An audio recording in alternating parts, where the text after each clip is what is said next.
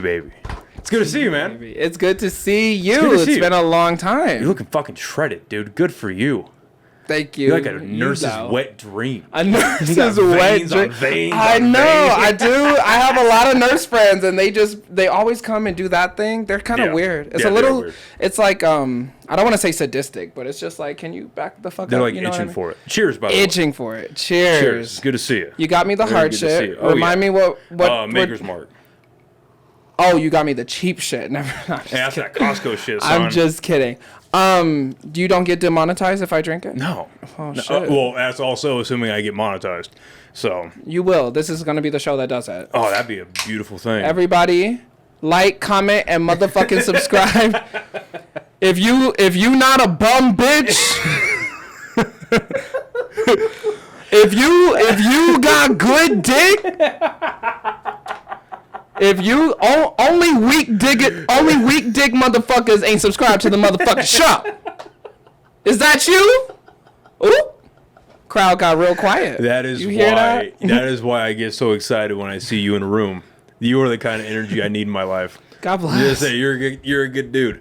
We were talking about it before we actually got into it. Yeah, I would at some point. I may be jumping the gun, but a lot of things have really things have gotten a lot better over the last few months for stand-up. And you mean your material? Yeah, for real. Like the material, the delivery, the rate that I'm writing. And so seeing how things go around this time next year, if I could get a good venue to do it at, that's the other big part of it too. Yeah. If I could get a good venue to do it out, I'd like to shoot like a 30-minute real special. Oh my God. And just see what it looks like. And the thing is too though is I don't know where I'm going to be at next year as far as following wise, but I definitely don't have the following to justify a special. Okay. But it would be cool even if I just never release it. Just to have it. Yeah, just to have it. Yes. Pay someone yourself who is very talented at cinematography. If you're very good at videography is your thing. You're very good at it. So just to see what it looks like. Even if I don't even release it, just to have a thing like, okay, what does this look like right now? And then maybe if we revisit it a year later, 3 years later, 5 years later, whatever that looks like. Absolutely. Yeah. I love that. But you know what? I mean, to build that following, you got to have just a ton of content. You know what I'm saying? Like the law of numbers, the more you post, the more people are going to latch on. Yeah. So even in getting you there, like that journey to get there, I'd love to help you. I'd love to be a part of it. I really love what I do. I am so good behind the camera, and you should see what I'm capable of on camera. Okay. Oh, goodness Christ. All right. I fucking miss you, dude. So you're saying that you're trying to get more steady, and how do you go about marketing yourself and putting yourself out there to where it's like this, I am the person in Albuquerque that people need to go to, aside from obviously the product you put out, with the Slums of Harvard being the most recent one, I'm assuming? Yeah, well, the most recent big project for sure, or probably the most recent. I love that you asked how do you market yourself? I mean, truthfully, I don't, right? Every opportunity that I've had, since I've been in New Mexico has all come from word of mouth. Yeah. He's just a good photographer. I know a guy, he shoots videos, whatever. And I've been very blessed to get steadily booked, but when it comes to the marketing or the pushing the material part of it, it always feels like work. And doing things with cameras it's fun for me, so I never feel like doing the work. So to answer your question, I'm just I'm here to make content and that's it. And once the product is done, I give it to the person who hired me and I'm done and I move on to the next. And I'm happy. I don't miss a second of sleep. I mean, I'll push it in the moment. I pushed that music video for the Slums a lot because I was very, very proud of that. But were you literally so you shot their music video on an iPhone? Were you did you have a stabilizer? Did you have what, or were you just holding the iPhone yourself just in the moment? Like how do you film that on an iPhone? They had a very limited budget, so I was just holding that motherfucker. Fair enough. No, I'm just kidding. It came out great. It did. No, yeah. I mean, I think it all on a previous show that we did together, like I told you I grew up really poor, right? Yeah. And part of growing up poor is you become resourceful. Sometimes you can't always get what you want or what you need or whatever. Like you need to look around and use what the fuck you got. And I've been very blessed. God gave me 2 hands and 2 arms and no Tourette's, and so I'm able to hold that fucker steady and move around with it and get these like great, pan shots or whatever. And a lot of people asked me that. They were like, "Oh, what stabilizer did you use?" I was like, "Bitch, I held my breath and I walked." What do you mean? What stabilizer did I am the stabilizer. I was all that shit. Okay, the fuck. This episode of the podcast is brought to you by the amazing people over at Chop Chili. Guys, this is personally my favorite chili brand here in the state of New Mexico, and you can find them online at chopchilico.com. You can also find them all across the state of New Mexico at Sprouts, Albertsons, Smith's, and a bunch of other stores in Albuquerque, Santa Fe, Las Cruces. I believe they're even down in El Paso now. They sell red and green chili, of course. My personal favorite is this blend of red and green, and they also sell online frozen bags of green chili. So again, go to chopchilico.com to get yourself some amazing chili today.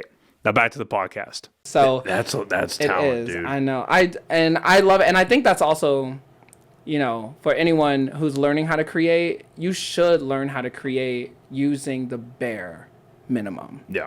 If you can't create with just, for example, a phone and an idea, then maybe I don't think like having the full rig and all this other shit is going to make you any better of a creator. It might make the effects, but I think creating comes from within. And you know how they say when there's a will, there's a way. And when you have a will to create, when you are just like, I want to make this, I want to get this as close to the vision that I'm having, I want to bring this to life, you gonna figure it out. No, I agree. I mean, you could give me a busted up car and all the tools, all the top rate tools in the world to fix it, but I don't know how to fix cars. Right, so I'm exactly. not going to be able to do it. So right. You could give somebody who has no idea what they're doing. Right. A hammer. Like, yeah. No, and they could fix a flat tire. Right. Yeah. Right. Well, that, but yeah, I see your point. But like, yeah, you need to be able to figure it out on your own, but then also I think your passion drives a lot of it.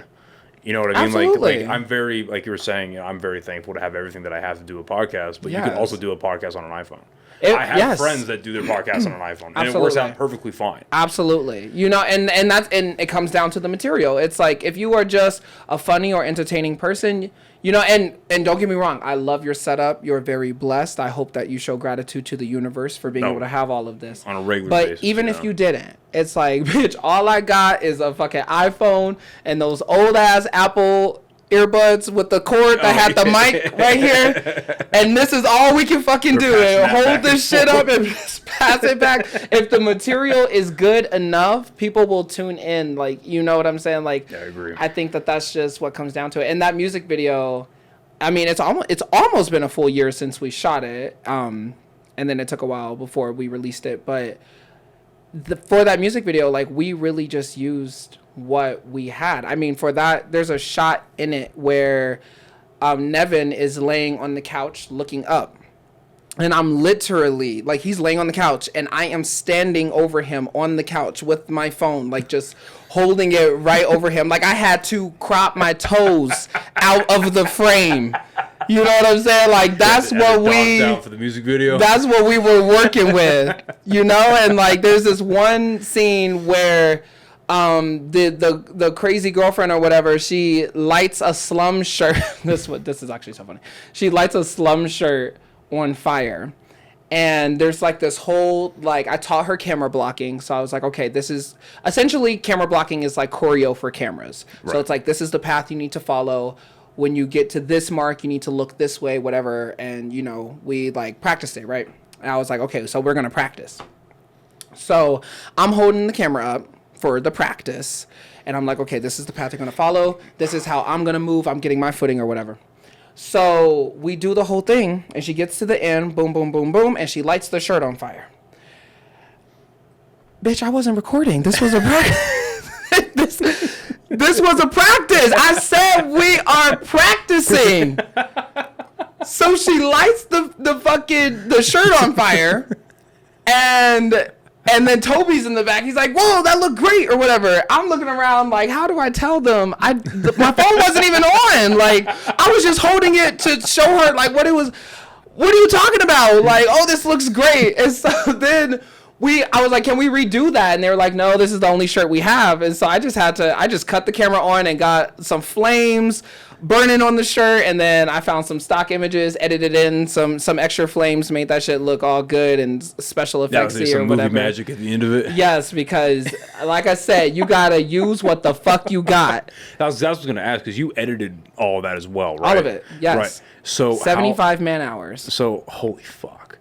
Yeah, see, I got sick of editing after 3.5 years, and now AI edits this shit for me. Like, fuck. Oh, yeah, that's interesting. Yeah, I got a program. It's not cheap. It's $30 a month. But, yeah.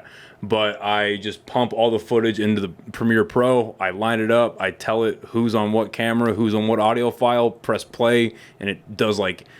If I do a 3-hour podcast, that would probably take me about 3.5 hours, 4 hours to edit. Can I give you it does it for me in 45 seconds. Can I give you one of my hot takes? All right, yeah. Let's do it. On life. I am so anti-AI. So, okay.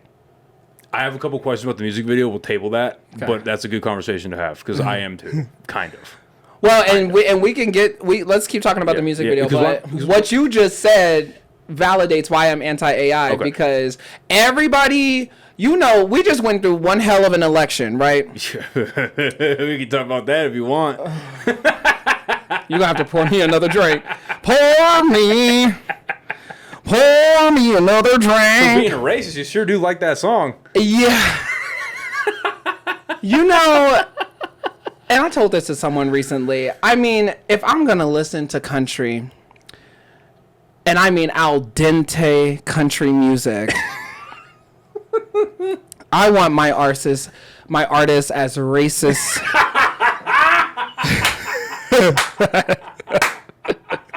I mean, if the person behind the mic... You don't want a liberal country artist. That's whack. No. You don't want that. I want... one artist who says, yeah, I'm not racist, I got one black friend, and it's their fucking mailman. I want a country artist that uses slurs at the dinner table. Give me good...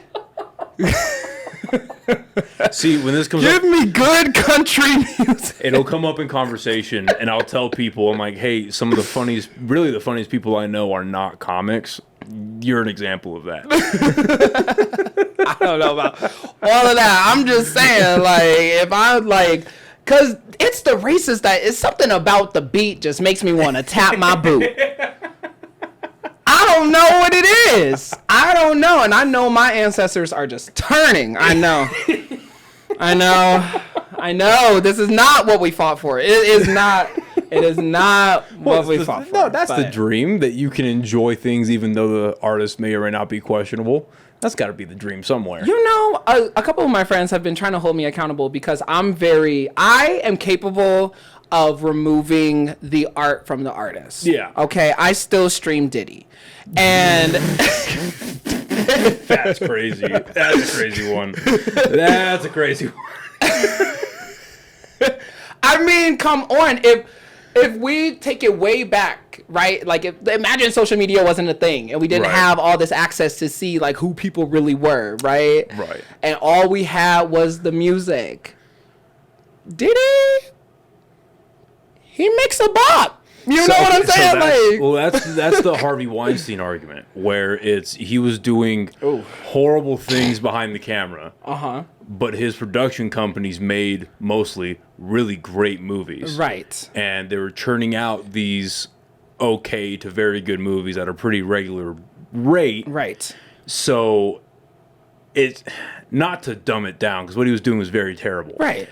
But it almost becomes is the juice worth the squeeze argument. Right.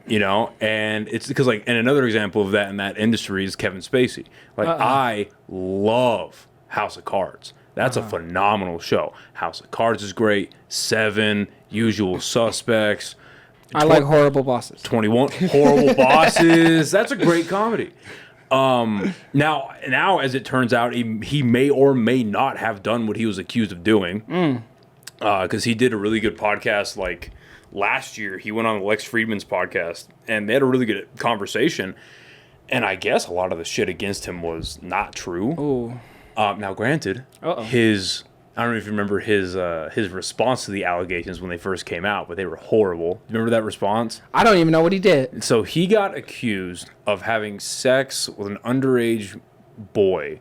Oh. Back in like the 80s, the 90s. Oh. And dude was like, I guess the underage, the minor was like 17, I think, and it was at some party or whatever. And his response was something to the effect of like, these allegations aren't true. These accusations against me are unfounded. And as a proud gay man, I find that it is blah, blah, blah, blah, blah, Kevin's blah. gay? Yeah, but that's when he decided to come out. That is when he decided to come out.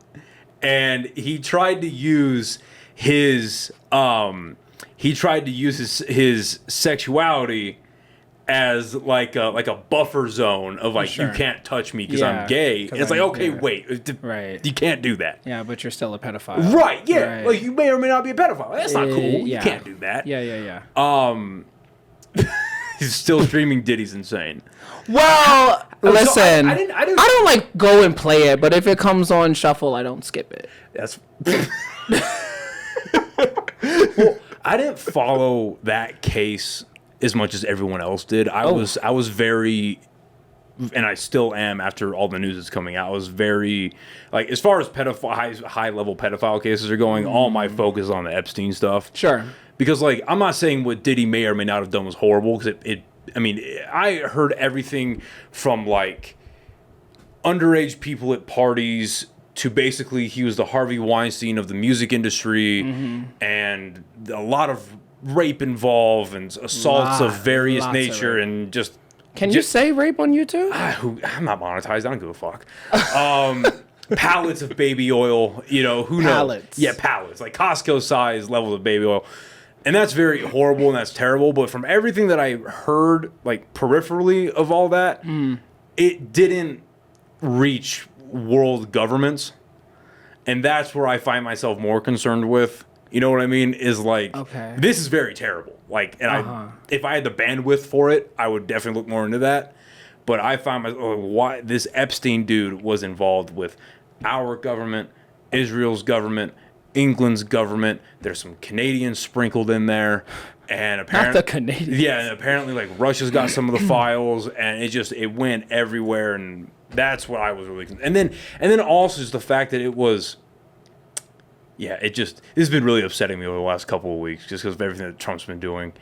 Like, people kind of lose their... I think, like, with conspiracy stuff, people lose their, like, their footing, I guess. It's a how do I put it? It's a very common thing. It's like, oh, yeah, the world leaders were involved, and it was an island, and it was this and that. It's like, no, like, when you really break it down to its beginning, there was a guy who got... millions upon millions of dollars that nobody can understand why, nobody can trace the money, he went from dropping out of a Ivy League college to becoming a math teacher at a high-level college in New York. He owned the most valuable property in upstate New York, and nobody can understand why. Then he ends up buying an island where the most powerful people in the world regularly visited to, and the number one import of that island were children. Oh, bitch. Yeah, were children. I don't know why you chased that with that. That's insane. No, it's good. I just didn't think I thought you were going to say like pineapples or something. No. You said kids. They trafficked children to this island for high-level people to either knowingly or unknowingly, they're children, so you can't have sex with a child, to rape a child, right? And then, so it's like, okay, if they're knowingly having sex with children, that's the worst thing you can do. Or we're going to have this high-level person, whether it's in politics, media, academia, whatever it is, we're going to have them have sex with this child, if it's unknowingly, then we're gonna film them, use that as blackmail to make them do the things that we want them to do, where it's tied into the CIA, to Mossad. And when you boil all that down, they're running the world's largest sex trafficking organization and making people or allowing people to rape children to run the world's governments. And then when I see Trump coming out today saying that the Epstein files were written by Clinton and Obama and all of my supporters that believed it, I don't want them to follow me anyway. They bought into the bullshit. When your Attorney General was on the record not 4 months ago saying the client list was on my... This shit makes me mad, dude. I'm like, what? Look, What are we talking about? Look, Kamala told y'all. Y'all ain't want to Kamala listen. wouldn't have been much better. I'm going to be perfectly honest with you. She wasn't tricking people into raping kids. First of all, we don't know that. And second of all, she was in... And here's the thing. No. Here's the thing. I'm not saying that she was actively doing it. There's nothing that ties her to actively being involved. But she did know about it. And her party knew about it. And that's why, because the argument comes up like, well, you know, if Trump was implicated, then why wouldn't have the Democrats use that against him? Because the Democrats are involved. There is a 15-foot painting of Bill Clinton in a blue dress that hanged in the foyer of the main building of Epstein's Island. They're involved. So personally, I think that if this was a different timeline and Kamala got elected, they wouldn't even brought it up. It would have just been status quo. Like they would I think that would have been... It's hard to say better because not bringing it up and then just flat out denying it, right? Those are like, do you want to eat a shit sandwich with just shit, or do you want to eat a shit sandwich with mayonnaise? Mayonnaise. Right, but it's still a shit sandwich. But I got some toppings. Right. So it's not better, but it's a different shade of gray. And this fucking boy needs to be impeached, dude. It would be his third time. Yeah. Well, that's my thing though. Is like the first times they tried to impeach him was over bullshit. Like it was over bullshit. No, it came out because the first time they tried to impeach him was over the Russia stuff. And when it turned out it was completely doctored by Hillary Clinton, and then it actually turned out that Hillary Clinton was the person in contact with what's the main Russian government's building, the starts with a C, with the Czech. No, with I'm forgetting the name. This is horrible. You got it. But Hillary Clinton was the person in contact with the Russians to work against Trump. And then my whole thing too is like, okay, that would have been, that is the biggest accusation brought against the U.S. president, that the U.S. president was installed by a foreign and adversarial government. If that's true, then get rid of it. Like 100%. But it turned out to be not true, and it actually turned out that Hillary was the one conspiring with the Kremlin, with a K, the Kremlin. She was conspiring with the Kremlin. That's what it was. Anyway, what the fuck were we talking about? The music video. The music video. Holy shit. So I'm anti-AI. Yeah. Oh, yeah. My question about the music video was, you were the one editing it. Yes. How much of it was your vision with what you saw for the music video, with the through listening to the song itself, the process of filming, and then how much was it the band's vision for what they wanted their music video to be, and then telling you that, and then you had to basically put that through your creative filter and then create a product? Oh, I love that question. That's a really good question. Well, first, since we're spending so long on the topic, I want to mention that the music video is for a song called Deadbeat by the Slums of Harvard. Look it up. Very good EP. You should put it right here. Right. Yeah. Just. Can you do that? Yeah, I will. Yeah. Can you put it right here? I can. A little snippet? Yeah. Like I'm holding it. Yeah, I could put I could put a thing there. I want to be Vanna White. Oh, who? Vanna White. Who's that? Yeah, dude. This really is improvised intelligence. Yeah. What is Vanna White? You know, on the Wheel of Fortune, she's the chick that touches the. Oh yeah. She's a legend. Okay, yeah, I don't. That's like the dream career. To touch imaginary letters And make millions of dollars. That's fair. All right. Yeah, but you gotta be a blonde white lady and be hot, and I'm not that. I'm not that. I'm assuming Vanna White was blonde and white. Bleach worked for Michael. Shit. Did it? Yes. We still bumping his shit. Yes, we are. Especially now that we know that he was not a pedophile. Yes. Yes. And that whole, I know it's a sidebar, but learning that what's it called, the Returning to Neverland documentary, watching that just get completely unraveled and proved to be not true. Yeah. And one of those guys was paid to say everything he was saying, and this ugly as fuck. Ugly. Anyway, I stream Michael too. Yeah, but, same. Yeah. So for the music video, how much of it was my vision versus theirs? So that's a really good question. And honestly, I think most of it was their vision. You know, so we had met before and planned out the video. You know, they played me the song and everything, and they told me what they saw for it, and we made a whole list of all these different ideas, and then we started eliminating things based on feasibility. What do you mean? So it was if they were oh yeah, for this part, we want to film it jumping out of a plane, and then you know what I mean? You know what I mean? Okay, we were okay, who has a plane? No one put their hand up.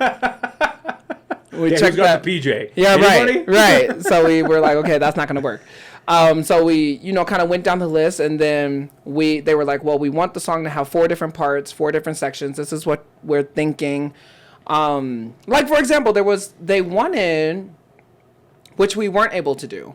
But Nevin had this vision for the ending shot, he wanted to be singing to the camera, and then there were things falling around him, like clothes and just whatever, just falling around him. And then I would pan out and reveal more of the frame, and then you would see that from a balcony above, it was the girl throwing shit over the balcony. Okay. And that's how we were going to close the song. It's a beautiful vision. But just for the life of us, we couldn't find a fucking balcony. I mean, that was really a bummer. But so then we had to kind of adjust to that. You know, there were a lot of pivoting. So I had my fair share in discussing and reminding them, like, hey, we're not a huge production crew. You got one queer with a camera. All right. That should be your production name. Queer with a camera. Actually, hold on. You might have just did something there. Because I haven't been in the market for names. A queer with a camera. I mean, hilarious. If 2 men in a truck works, why can't... Why can't a queer with a camera? Yeah, that's the guy that moved off all Diddy shit. 2 men in a truck. Oh. And there was also a queer with a camera. A few, apparently. But most of it, I would say like 80% of it was their vision. And I think that is, in a lot of instances, that's where I bring value to people. Like, for very low budget is such a tacky word. So we'll say for very resourceful stakes, I am the person that you can count on. Like, if you tell me you have a vision, like, bitch, I will make it work. Like, I'm your fucking fairy godmother. And I will throw this shit together with spit, glue, and a whole lot of hope. And we will, it's going to be something you love. So, yeah, to answer your question, it was mainly them. And then it was a lot of me. And then while we were filming, you know, so much of filming is improvised, at least for me, especially when you're being resourceful, right? So sometimes you film and a certain scene may take longer and you're filming outside, so the lighting has changed and you're like, oh, suddenly like it would look so cool if you did this from this angle, right? Because the way the lighting is hitting. Or you try to make like a cool action scene and somebody gets hurt because we can't afford stunt doubles, right? And so it's like, oh, maybe you should just kind of like sit here and do it, and I know from being an editor that I can add this effect and still make it look, like what it's supposed to look like, that sort of stuff. So a lot of times, like, I'll give my directorial input while I'm filming, but overall I pride myself on the fact that it's my job to make visions come to life. Like I think that is the real talent, the real skill. I can, create content and tell you, oh yeah, that's what it was supposed to look like. You know what I'm saying? But like when you have clients and they're like, this is what we want it to look like, everything has to be greenlit. You know what I'm saying? And I was shitting myself when I showed them the video. It actually took me a little longer to edit that video than I had intended, because while I was editing, I was like kicking myself. I was like, oh my God, like there's so many shots that I should have gotten. And that was a note to myself as a creator and a cinematographer, like, to really be meticulous with your shot list, and really like, if it's a music video, like break the shot list down lyric by lyric, so you're not in the editing studio thinking, why the fuck didn't I film it this way, or why didn't I do this, or why didn't I do that, right? So I definitely took something out of it. But there was so many times where I was like, damn, like I suck, like they're not gonna like it, whatever. And I'm that kind of creator where I will like pull back from my project if I'm not really feeling it. But I can do that with personal stuff. You can't do that when you're working with a client. And so they messaging me like, where's the video? And I'm like, it's coming, whatever.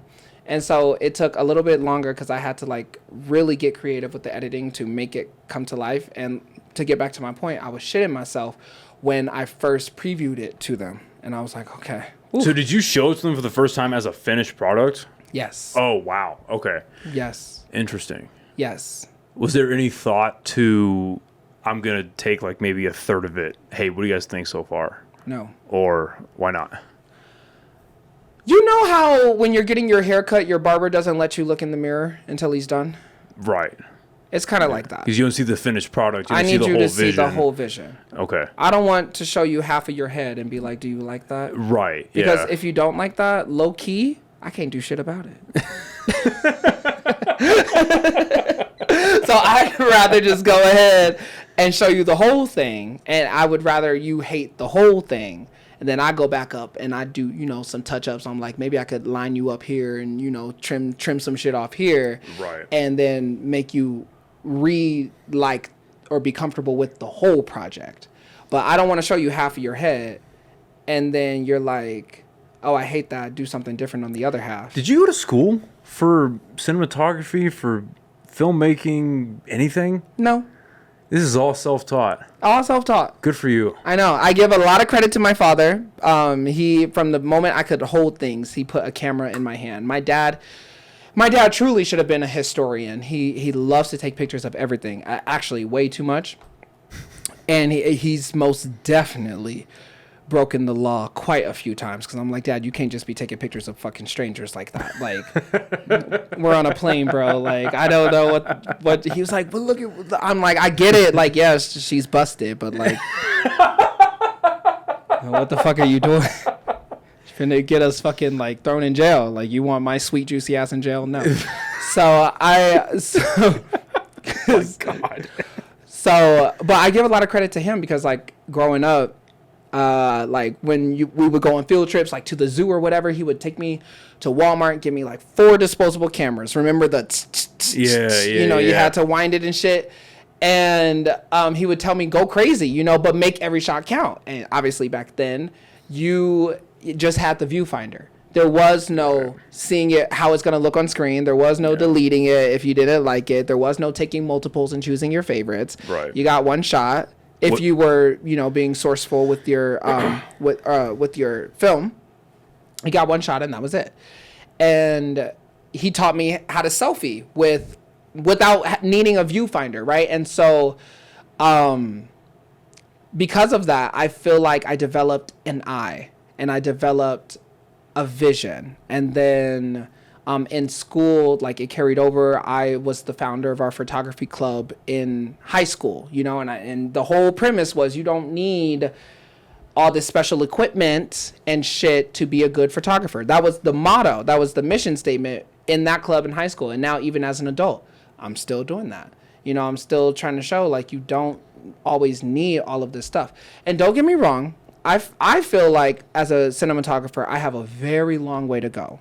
And that's what I was telling you earlier before we started, you know, shooting the podcast, is I want to get back into that bag and rediscover that passion, because I see what I am capable of with so little resources. And now I'm in a position to have resources. I just don't be getting them. Because like I said, I do it for the craft. I do it for like, just, I don't know. There's something about it. But I want to get in that bag and start like really elevating and amplifying my content to the next level. But, well, there is no but. I just want to do that. Well, first of all, good. No, good. Because you're originally from Chicago, right? Yeah. Okay. Technically Peoria, Illinois, because, you know, Chicago people, they be tripping sometimes. If you ain't from Chicago, they be like, you ain't from Chicago. All right, bitch. I hear you, ho, in the back. Go fix your lace.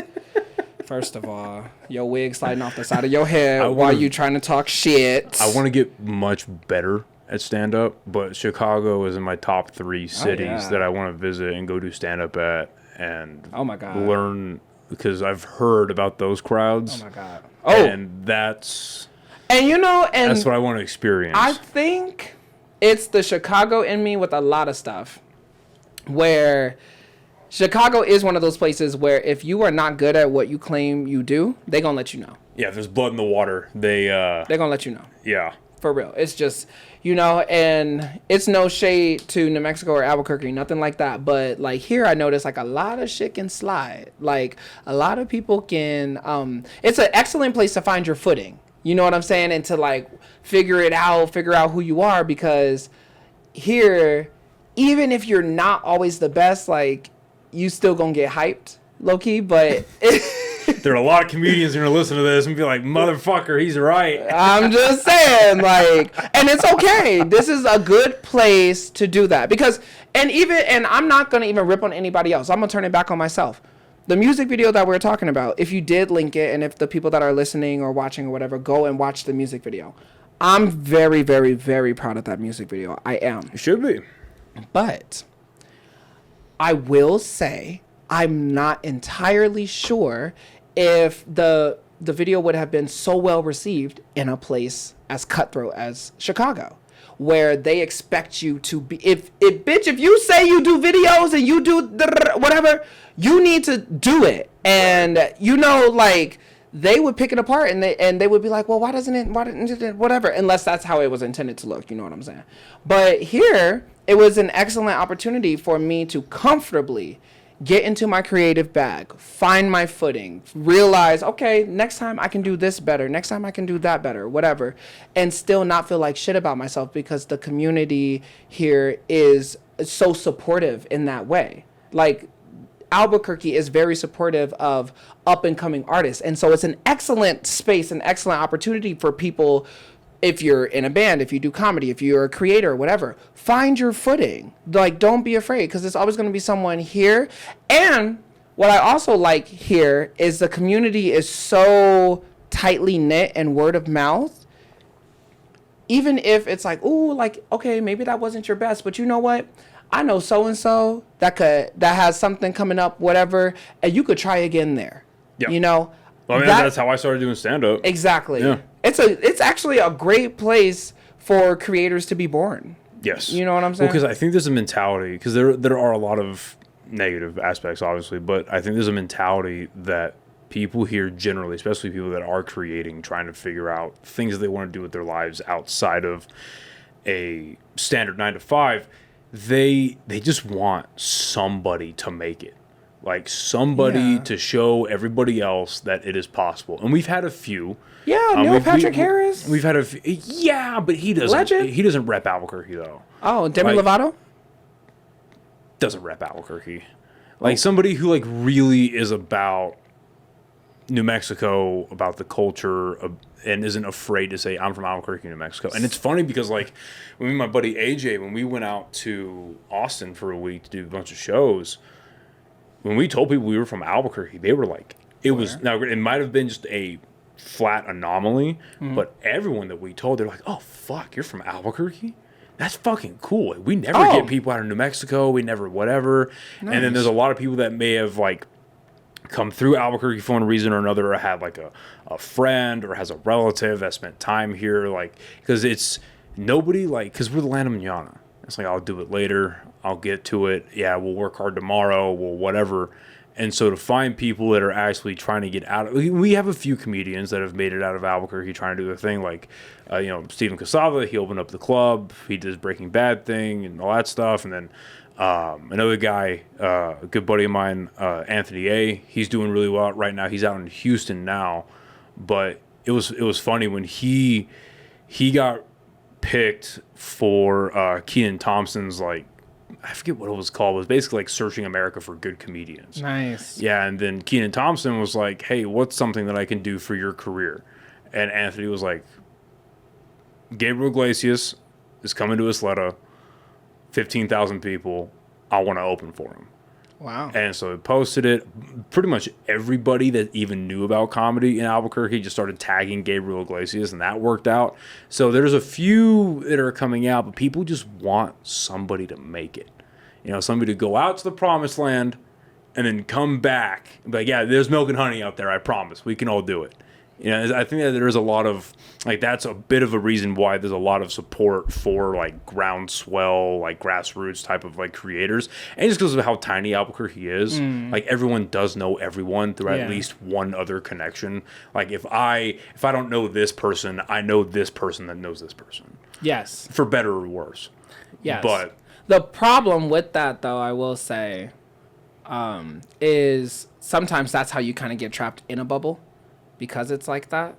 So you can, for sure. You know what I'm saying? Like, you can. It just kind of becomes a cycle. Because I always think that, I mean, since we were talking about the music video, like, I'll bring up the slums.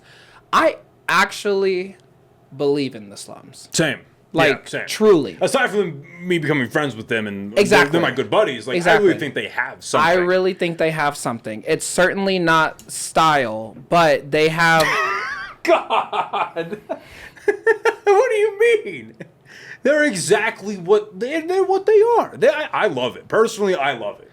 And like I said, it's always gonna be someone in New Mexico to hype you up, even when it's given mid. That's exactly. They're a bunch of bros making good music. What do you want to show up in suits and ties and shit? What type of style are you expecting from these people? Just a little coordination. Just, maybe a conversation before they get on stage. Like, okay. Because, and I'm not talking behind their back because obviously we on the internet. Are you asking for, like, color coordination? What are you expecting? Something, hello. And I'm not saying y'all all got to match like the Teletubbies or whatever, but I have told them to their face. Would you like more? Yes. I was like, kind of rude. No, so you're more than welcome to. Thank you. Yeah. But I have told them to their face. I'm like, I look, there's 6 of them on stage. And I look from left to right going across the stage.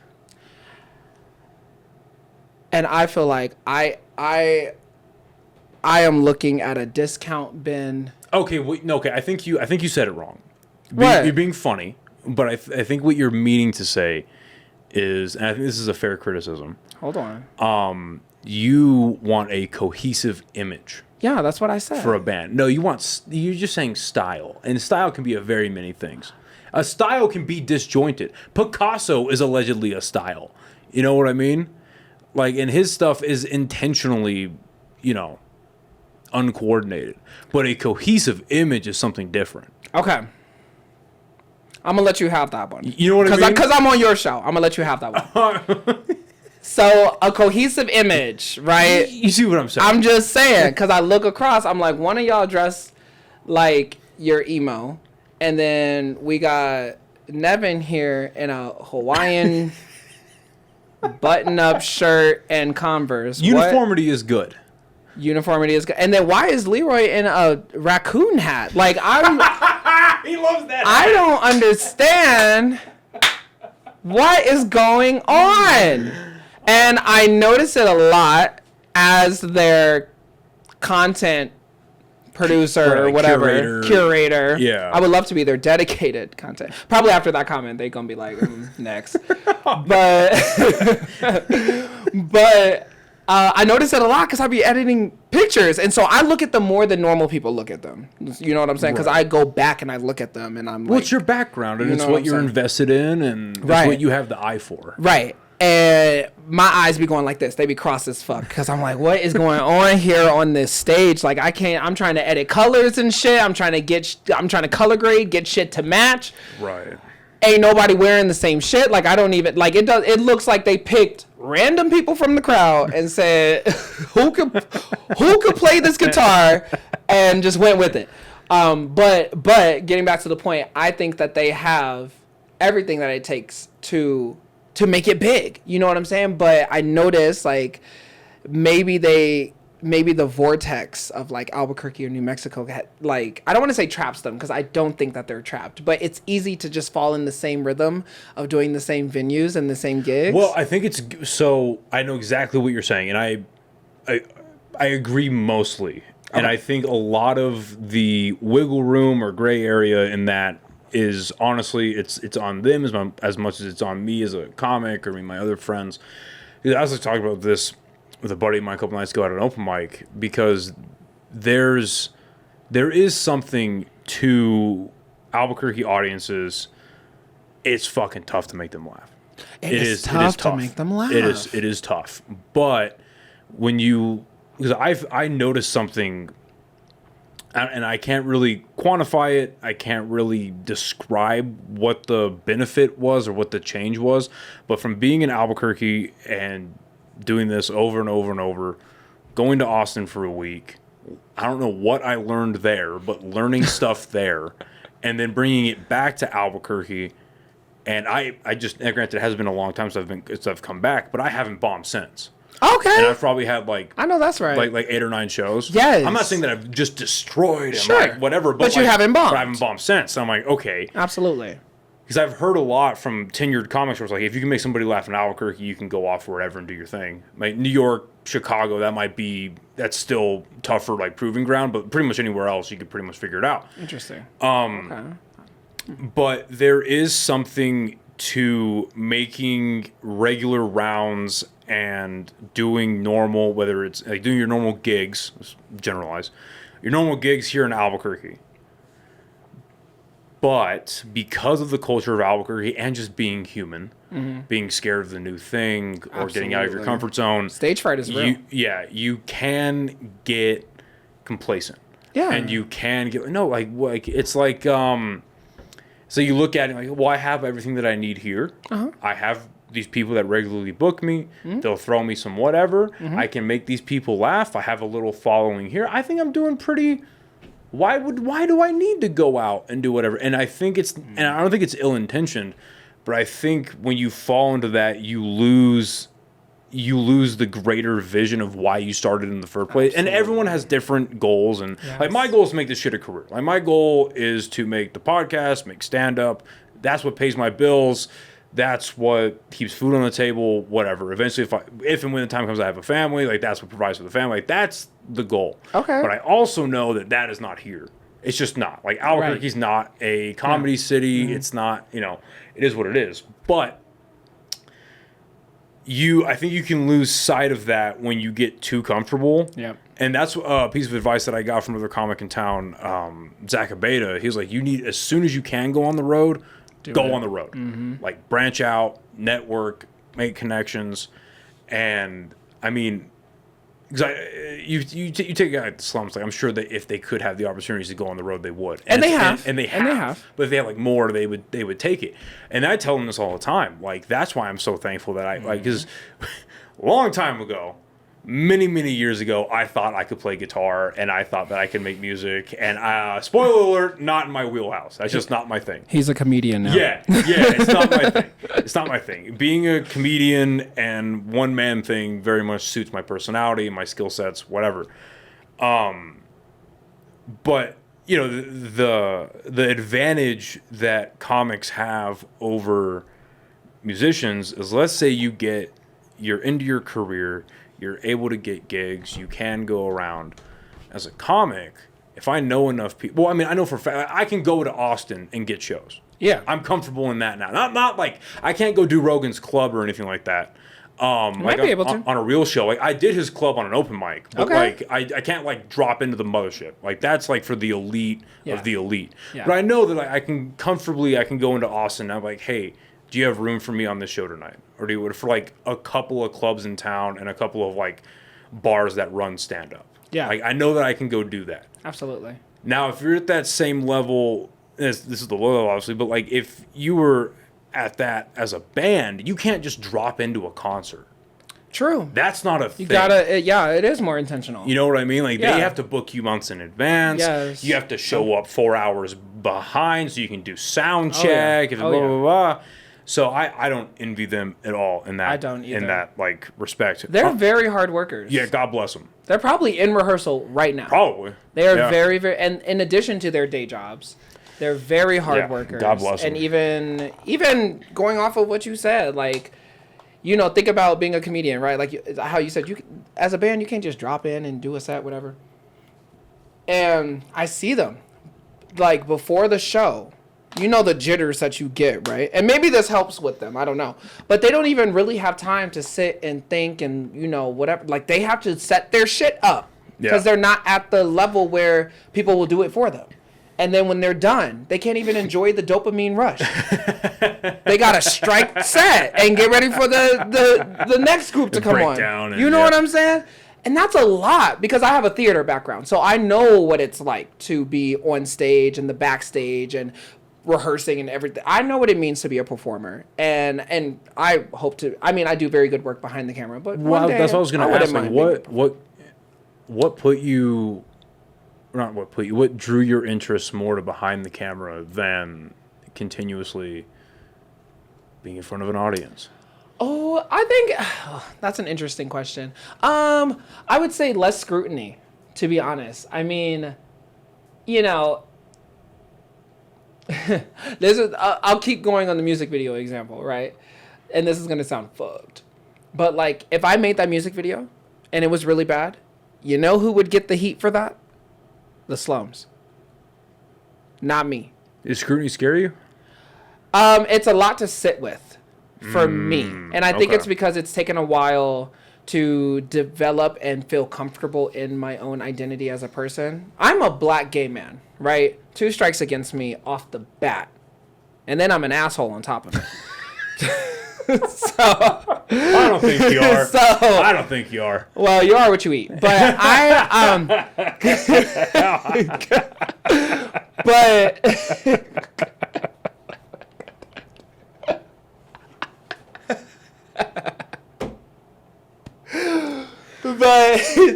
I think it's hard, like, you know, as a performer or whatever, like if the crowd doesn't like you, that's a lot to internalize, especially if you gave it your best, you know what I'm saying? Or if you're not in a position, like what if you're going through a lot and you aren't in the mood to be funny, but you have a gig, like you need to go perform. Yeah, no, well, I've been there. You know what I'm saying? And it's, I mean, where my mind goes to is just get over it.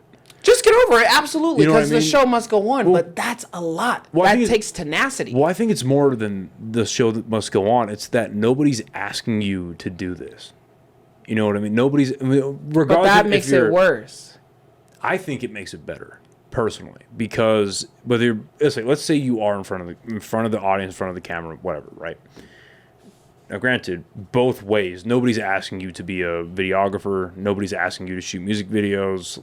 Nobody's asking you to want to do that, right? Right, sure. You are the one that's wanting to do that, Right. And because of your skill and expertise in doing that, people are now employing you to do that. But nobody's asking you to do this with your time. Like you could drop it tomorrow, True. and then it's like, oh fuck, well why the fuck did you do that? that's unfortunate. But like, nobody's holding you accountable except for you, and then I'm sure a few loved ones in your life. Like, what the fuck is wrong with you, right? I hope you have that in your life. We have a few people that are like, hey, why aren't you doing the thing that you enjoy doing? Right? That's ridiculous. That's stupid. I do have that in my life. Good. But nobody's asking me to be a comedian. Nobody's asking these guys to make music. Nobody's asking you to, go into theater when you were doing theater. Nobody's asking you to make music videos. But the upside to that is that it is your choice to do that, right? So therefore, it is your imperative to then show everyone why you're choosing to do this, right? And then when the times come that you don't do well, because it happens for multitudes of reasons, it couldn't even be you. Literally last night, I did a show up in Rio Rancho, because every Tuesday there's a show at the Block.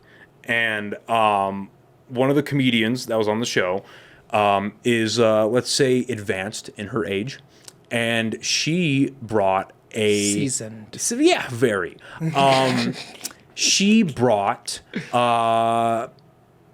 10, 12 of her friends.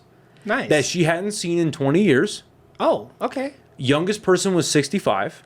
Nice. And they were all at one table up in the front.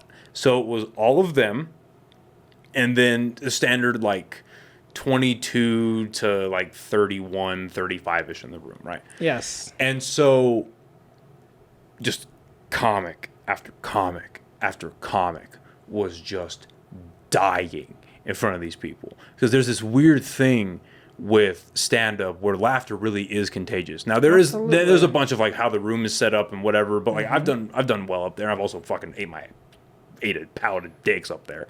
I've died up there. But you can still do well in that room, but there is a thing where it's if the majority of the room, especially if they're close to the comic, isn't laughing, even if these people are enjoying the show, it's tough for them to laugh, and it's a contagious thing. Anyway, so you have these factors that may not lead to you having a great night. And I did mediocre. I did fine. It wasn't a bomb, but it wasn't bad. It wasn't this amazing performance.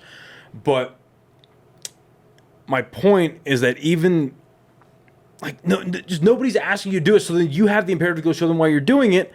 And even if you do horrible, you just regroup and fucking move on, dude. I mean, yeah. Because it's not now granted, there are, I'm sure, actually I know for a fact that there are higher level entertainers that just aren't very good, or they have a large group of people that just don't like them, and they just get hate online left and right. True.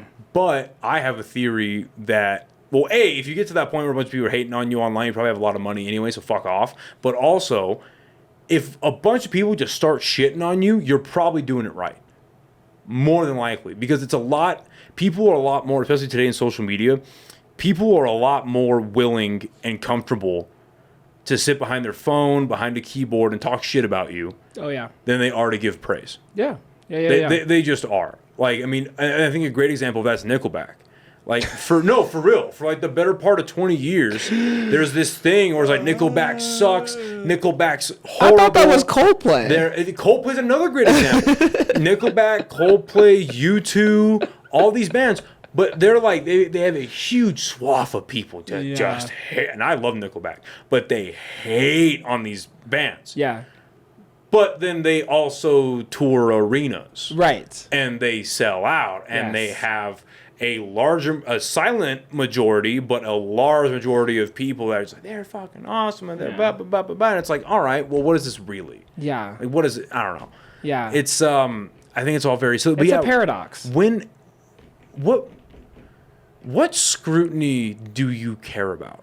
Oh, well, you know what? I think a lot of it is self-scrutiny. Okay. That's not a bad thing. Yeah, it can be bad. Yeah, it's just hard to relive. To see myself from the point of view that other people are seeing me, and it's a lot to accept. What point of view are you afraid of? There's a lot of point of views. I mean, there's the standard ones. I don't want to sound stupid. I don't want to look ugly. Today, actually, I had an event that was filmed, and I was on a panel, and I was speaking. Oh, what was it for? It was actually at my job. Oh, no shit. Okay. Cool. I know. I know, it was super cool. I was chosen to be a panelist for this thing, and we had a great crowd. And I'm a great speaker, right? Like, I think the things that I say are insightful, and I think I have a natural gift for adding in humor and keeping crowds engaged. Well, you present well. Yeah, I think so. Yeah, you present well. Yeah. And so then I watched it back, and I'm like, I asked my friend, I was like, do I really look like this all the time? I make the craziest fucking faces when I talk. I don't even think I'm gonna watch this back. Like once we're done, like I just want to move on. I hope all y'all enjoy it. If you see me out and about, please tell me like what your favorite part was, like whatever. Just know I did not see this. I did not see this, right? In all fairness, I'm gonna click the video. And I'm going to put it in the background, let it watch through, give you a view. I know how it works. Like, comment, subscribe. Bitch, if you got good dick, you going to subscribe.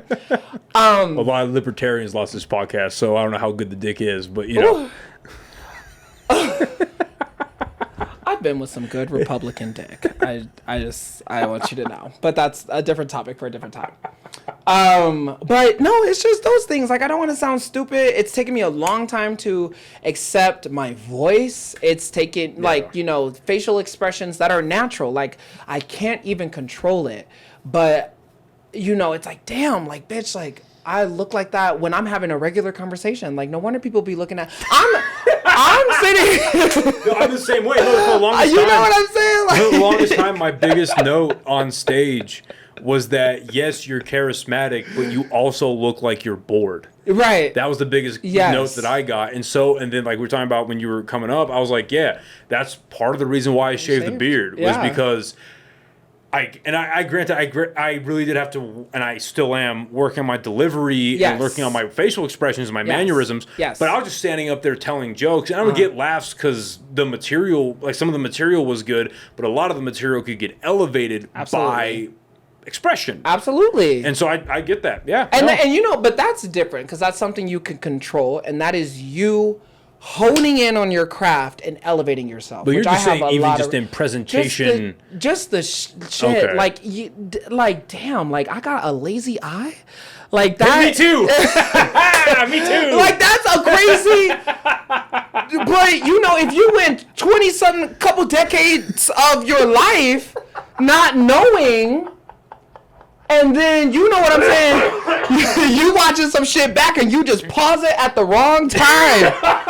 Yeah, me too. Fuck. Yeah, me too. Like, why am I looking in two different directions? What is going on? What is going on? That's a lot. I'm like, you know what? Maybe I'll just settle for being behind the camera at that point. And I can let people appreciate my art for what it is and hone in on that craft. You ain't ever got to see a face. You might recognize a name here and there, but I'm still a part of it. So that's just kind of where I had gotten into that. But, every day I do think about like going back to acting and going back to performing because I think there's a natural want or will there for it. And I want to, but and also that's where I had even gotten into camera work too. This is it's superficial as fuck, but I a lot of the shooting that I did, like I said, I gave a lot of credit to my dad. But then even when, like, I also wanted to be a model growing up because growing up, I used to always watch America's Next Top Model, like back when it was on TV and you had to like. Was that with Tyra Banks? Tyra Banks? Yeah. Don't play dumb. You know the name. Yeah. I always get that mixed up. It was America's Next Top Model, and then there was another like big runway show at the time. Project Runway? Project One Runway. That's what it was. Yeah. Those are fashion designers. Okay. So one is clothes, one is the people. Okay. But I used to always watch America's Next, and I watched Project Runway too. I really don't know how my parents didn't know I was gay, but I would watch these shows, and I was like, damn, like yes, I want to pose, I want to do this, I want to do that, I want to walk, I want to strut, and so I wanted to be a model. And a lot of times, like growing up, I didn't there wasn't anybody to like photograph me, so I would just photograph myself, you know. So that's when I got into like the self-portrait and whatever. So I was always in front and behind the camera, you know. I was just a skinny gay Tyler Perry, and so I just, you know. But I think there was actually this one performance I remember, because I haven't like performed since high school, God bless. But there's this one performance I remember. I was in a musical. I was the lead. Don't know how it happened. I can't sing, but you know, a bitch knows how to finesse, right? And so I was the lead, and I had my solo. And the first night I nailed it. Second night, oh my bad God. Yeah, bad. I could hear it happening live. I could hear it. Like, I could feel it. I could tell I wasn't singing from the right part of my body. Like, I was like, oh my God. Like, but I had to push through. It's live. It's theater. Like, what do you mean? Like, there's no cut. Like, redo it. No. Right, yeah. Like, I had to keep going. And I just remember, like, that show was filmed, and I never went and watched it back because I knew that part was just absolutely horrible. And I was just like, I don't want to do this again. Then a couple months later, I did it again.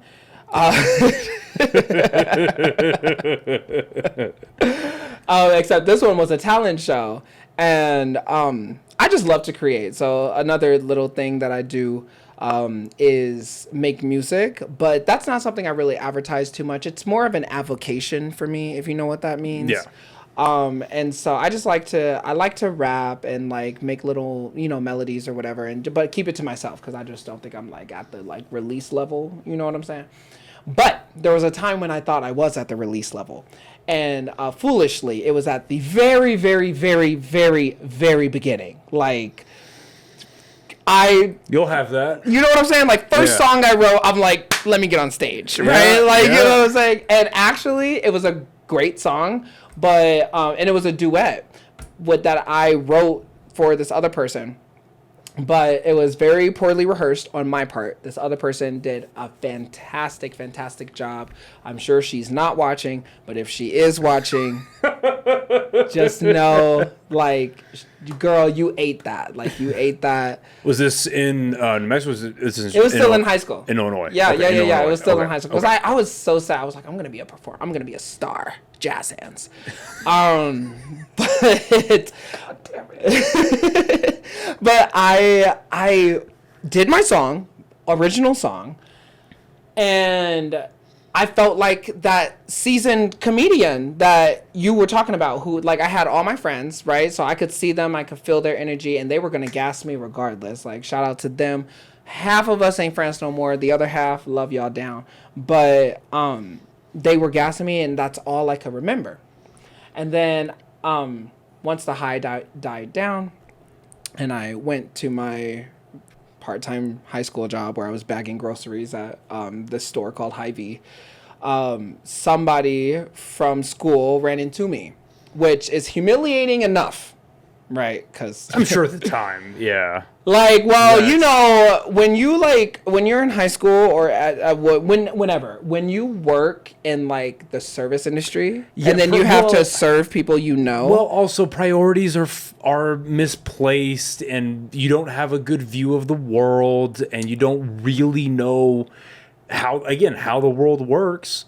I mean, I get it. No, because when I went to high school. I went to high school with people that were like me, where I was like lower middle class, getting by, doing their thing. And then I literally went to high school with people that were connected to high Mexican cartels that had millions and millions of dollars. Right. So I totally get it. Where I would go back to fucking school, I was like, yeah, this past summer, I just hung out with my friends. I went and I had my night job where I was a busser, or I was a host at a restaurant, or then eventually I was a server and I make this money, blah, blah, blah. And they're like, oh, I fucking went to blah, blah, blah, blah, and I went to da, da, da, da, and they look down on the service industry. But none of that's real. You know that, right? Oh, well, sure. All I'm saying is, when she walked up, I said, hi, how are you? She said, I'm doing great. And all I heard was, shut up and bag my milk, slave. And all right, and, well, that has some things baked into it that have nothing to do with that's all I heard. That's all I heard. Oh, she didn't say that. Okay. No, that's all I heard. Okay. She was very polite, but in my head, I just heard whoosh, and I was like, fuck. So it's your fault. Okay. Don't put that on people. Is this meant to be therapy, bitch? Hold on. No, but what I'm getting at is she had walked up, and my performance that I had just done of my, whatever, was very recent. And she was like, hey, you did like such a great job. Like that takes a lot of guts or whatever, blah, blah, blah. I was like, oh my God, thank you so much. And she was like, yeah, like who cares that so many people are talking shit? Like you ate that.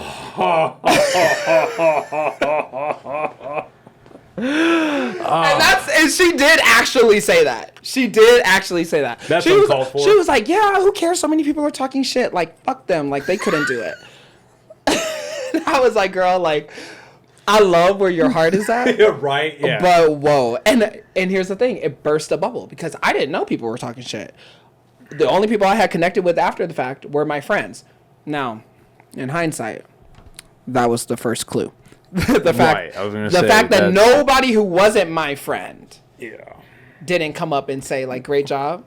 Because, you're going to get the best feedback from strangers because they ain't got shit to lose. Your friends are there to gas you. But strangers are going to keep it real. If they tell you that you did good, you should believe it as a performer because they are not obligated to tell you. And even when they're lying, you can tell. Yeah. If they go out of their way to lie, you weren't that bad. They're also just weirdos, and that's on them. Because if you were so bad, they just wouldn't say anything. Yeah. And silence sometimes can be the loudest message. Mm-hmm. And so anyway, when she had said that, it like burst a bubble for me, and I'm like, and that was crushing because before I was performing somebody else's script, for somebody else's play, whatever. I was playing a character, but for this particular performance, I was being myself. I wrote the song. I chose the beat. You know what I'm saying? Like I did what, you know what I'm saying? Right. And it wasn't bad due to a lack of talent. Because low-key, like, I still go back and read those lyrics, and I'm like, a bitch can spit. Like, fuck all y'all. Like, fuck what anybody got to say. A bitch can spit. Like, I don't give a fuck what nobody got to say. You and your mama. But, the problem was just, it comes in, you can understand this, right? Good joke means nothing if it's poor delivery. And so the way that I rapped, you hear the way that I talk. Now, imagine me getting on stage trying to act like, I'm... Does your voice get deep like that all of a sudden? No, I can't. No, I promise. I cannot make my voice deep for the life of me. I really can't. And I'm like, no, I can't do it. But no, but I'm rapping, like I'm doing all these gestures and I'm like doing these mannerisms or whatever whatever I've seen on TV. And it feels good to me. I feel like I'm eating it, whatever. But to the crowd, it comes off as very, unauthentic, and crowds are very good at sniffing that sort of thing out. Yeah. And plus it was a bunch of high schoolers too, so they always looking for a reason to hate, right? Y'all because they're insecure. Mad. But no, they're insecure too. Yeah, everybody's insecure. Yeah, that's high school. And the girl who ran into me at the grocery store, she had a point, and like whether you're good or whether you're bad, I still had the balls to get on stage. Yeah. And own it. Own being good, own being bad, whatever type of shit. But ever since then, every performer has a bad performance. That's a part of it. Comes with the territory, and that's the only way you should have a bad performance. Because they don't is a fucking liar. They're a liar. No. Like everyone has had a bad performance, and but it can be a lot. Like that journey, I just honestly feel like I wasn't ready to face it again, or it just adds so much noise to the voices that are already in your head. Maybe you experience it, maybe you don't. I know I have a lot of voices in my head, a lot of inner saboteur. And when you have experience, because sometimes those voices are just talking, it's just chatter, and they ain't got no sort of basis to stand on. But sometimes those voices come into your head And it's like, well, bitch, remember when you tried this and whatever? Like, what if that happens again? Like, suddenly they have evidence and they have credibility. Yeah. That's a lot of noise to deal with. And so I was like, you know what? It's easier for me to just live behind the camera. Because I still am creating either way, but I don't get that scrutiny. Yeah, that makes sense. Took 20 minutes to answer that question. No, that's a good. But I did it. That's why I love a long form podcast. There's a lot of I experience that on a regular basis. Like I fucking like on Monday night. I hate open mics. I hate going to open mics. Why don't you like open mics? Well, because open mics are. How do I put this? Like, and I've also been very in the. The experiences that I've had here and there, I've had a lot of opportunities that are not typically afforded and probably shouldn't have been afforded to somebody who's so young in stand-up comedy, right? So certainly not in real life. So yeah, no, like real. I'm just kidding. No, but that's real shit. I was hoping you would laugh. Oh no, but that's real shit though. It's honest though. It's real. Well, because like I'm barely 2 years into stand-up. And I hope that by the time that I get to 5 years, 10 years, whatever, I am night and day difference to where I am right now. But I've had a lot of opportunities where I'm sharing the stage with people that have been doing it for exactly like 8, 10, 12, 15 years that are miles ahead of where I'm at. But I still have to show up in the same way they are. So I've just got to figure out, like, whatever material I've got to figure it out to do it the way that they're doing it, if not better, because the audience doesn't know how long you've been doing it for. They just know that they've paid for a show, and you're supposed to be a comedian. Exactly. So figure your shit out. That's so real. Yeah, but that's real. Right, so I've had a lot of great opportunities where I'm biting off more than I can chew, but thank God I didn't choke. You know what I mean? Like, thank God they've all have gone well. Yes. And where I have bombed, it's not career ending. It's all like workout sets, local stuff, figured out, whatever. And so, but I've gotten a small taste here and there of what it's like to kill. And it's like, oh man, this is insane. Oh my God. And then you go to open mics where you know that like you're supposed to go and try new material. Yes. You're doing stuff you're working on, things that aren't fully formed yet. Nobody gives a shit about what you're doing, and they shouldn't. It's an open mic. And it's like you're going in there to, how do I put it? Like you're going in with the expectation of like, I'm probably going to bomb, but let's figure out what works. Even if it's just like, because for me, it's, if I'm trying something and it's not working, but people are paying attention, maybe there's something. Now, obviously, if you get laughs and it's you can work on that. Right. But if you're bombing and nobody gives a fuck, then it's really like, oh, okay. Like, yes, maybe it might have legs and you're working on, like, how it sounds coming out of your mouth, what your body language is, if it's an act out, whatever your act out looks like, how do you feel doing the act out? Does it make sense? Does it fit the joke? Whatever. But it's not like, it's not a, you're not going, I'm not going into an open mic knowing I'm going to kill. Sure. You know what I mean? Yeah. And it's like, fuck, I got to do this fucking open mic, son of a bitch. Yeah, I get that. So, but then you're talking about, what you're replaying in your head. I've certainly experienced that, and it's an exercise I'm still working on, but it's gotten to the point now where I'm like, okay, well, I'm going to be nervous, and I'm going to be anxious, and I'm going to be like, oh, fuck, regardless. I need to channel that into, like, let that propel you. Yeah. And don't look at it as, oh shit, dude, this is kind of high stakes. Don't fuck this up. Or change it from that to, hey man, this is high stakes. So when this shit pays off, dude, holy shit. Just go do it. Just go do the thing. Just go do the thing. You've done it. Just go do it. And it's worked. Just go do it. And if it don't work, you still learn something. Right, exactly. There's no losses, only lessons. Well, there are losses. There are losses. A good example is... I was trying to be optimistic. Right. Well, I'll give you an example. So when me and my buddy went out to Austin, all of the shows that we got were because a friend of mine who is a tenured and respected comedian out there she got us booked on these shows because me and her her name's Allison. She's fucking amazing. Me and her did a podcast. Oh yeah, so a friend of mine, Allison, we had met last year when I went out there to do podcasts, and me and her, like, we literally met for the first time at like one of her shows that I went to. Then we did a podcast together, became friends, and she's like helped me certainly develop she definitely has helped me out with material here and there. Like when I went out to Plano, Texas, like middle of May, and I was like looking up stuff, and I wrote some jokes, and I literally called her from my hotel room, and because she's like born and raised in Austin, which is like 3 hours south, so I was like, hey, this is the material that I have. Is this gonna fucking work in Texas? Like, does this make sense? Does this whatever? But she's really helping out with like the business side of things. You know what I mean? And so she's seen me grow as a comic, and she was comfortable enough to vouch for me to get on shows with people that she knew.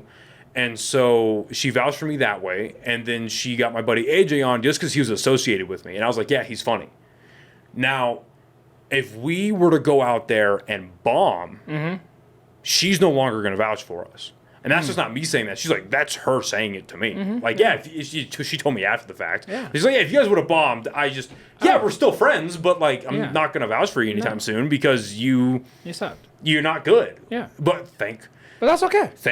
No, it's how it should be. Yeah. But thank Christ we went out there and killed. Thank God. So there definitely are like opportunities for just losing completely. Sure.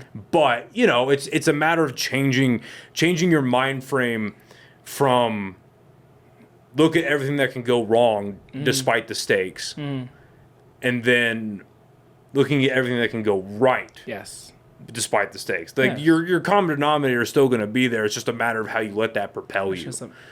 And you know, and really, I admire you so much. Stand-up comedy is so hard. You know what I'm saying? Because even before we started filming, you were like, you were so funny. Like, why don't you do stand-up? And you know, I always say like, well, I prefer to sit down. There's a stool on stage. At every show, there's a stool that you can sit on. Yeah, that joke went right over your head. But no, I get the joke. I'm just not letting it fly. I'm like, that's why I'm not gonna do it. No, I'm just playing. But you know, and I want to. You know where you would have a leg up?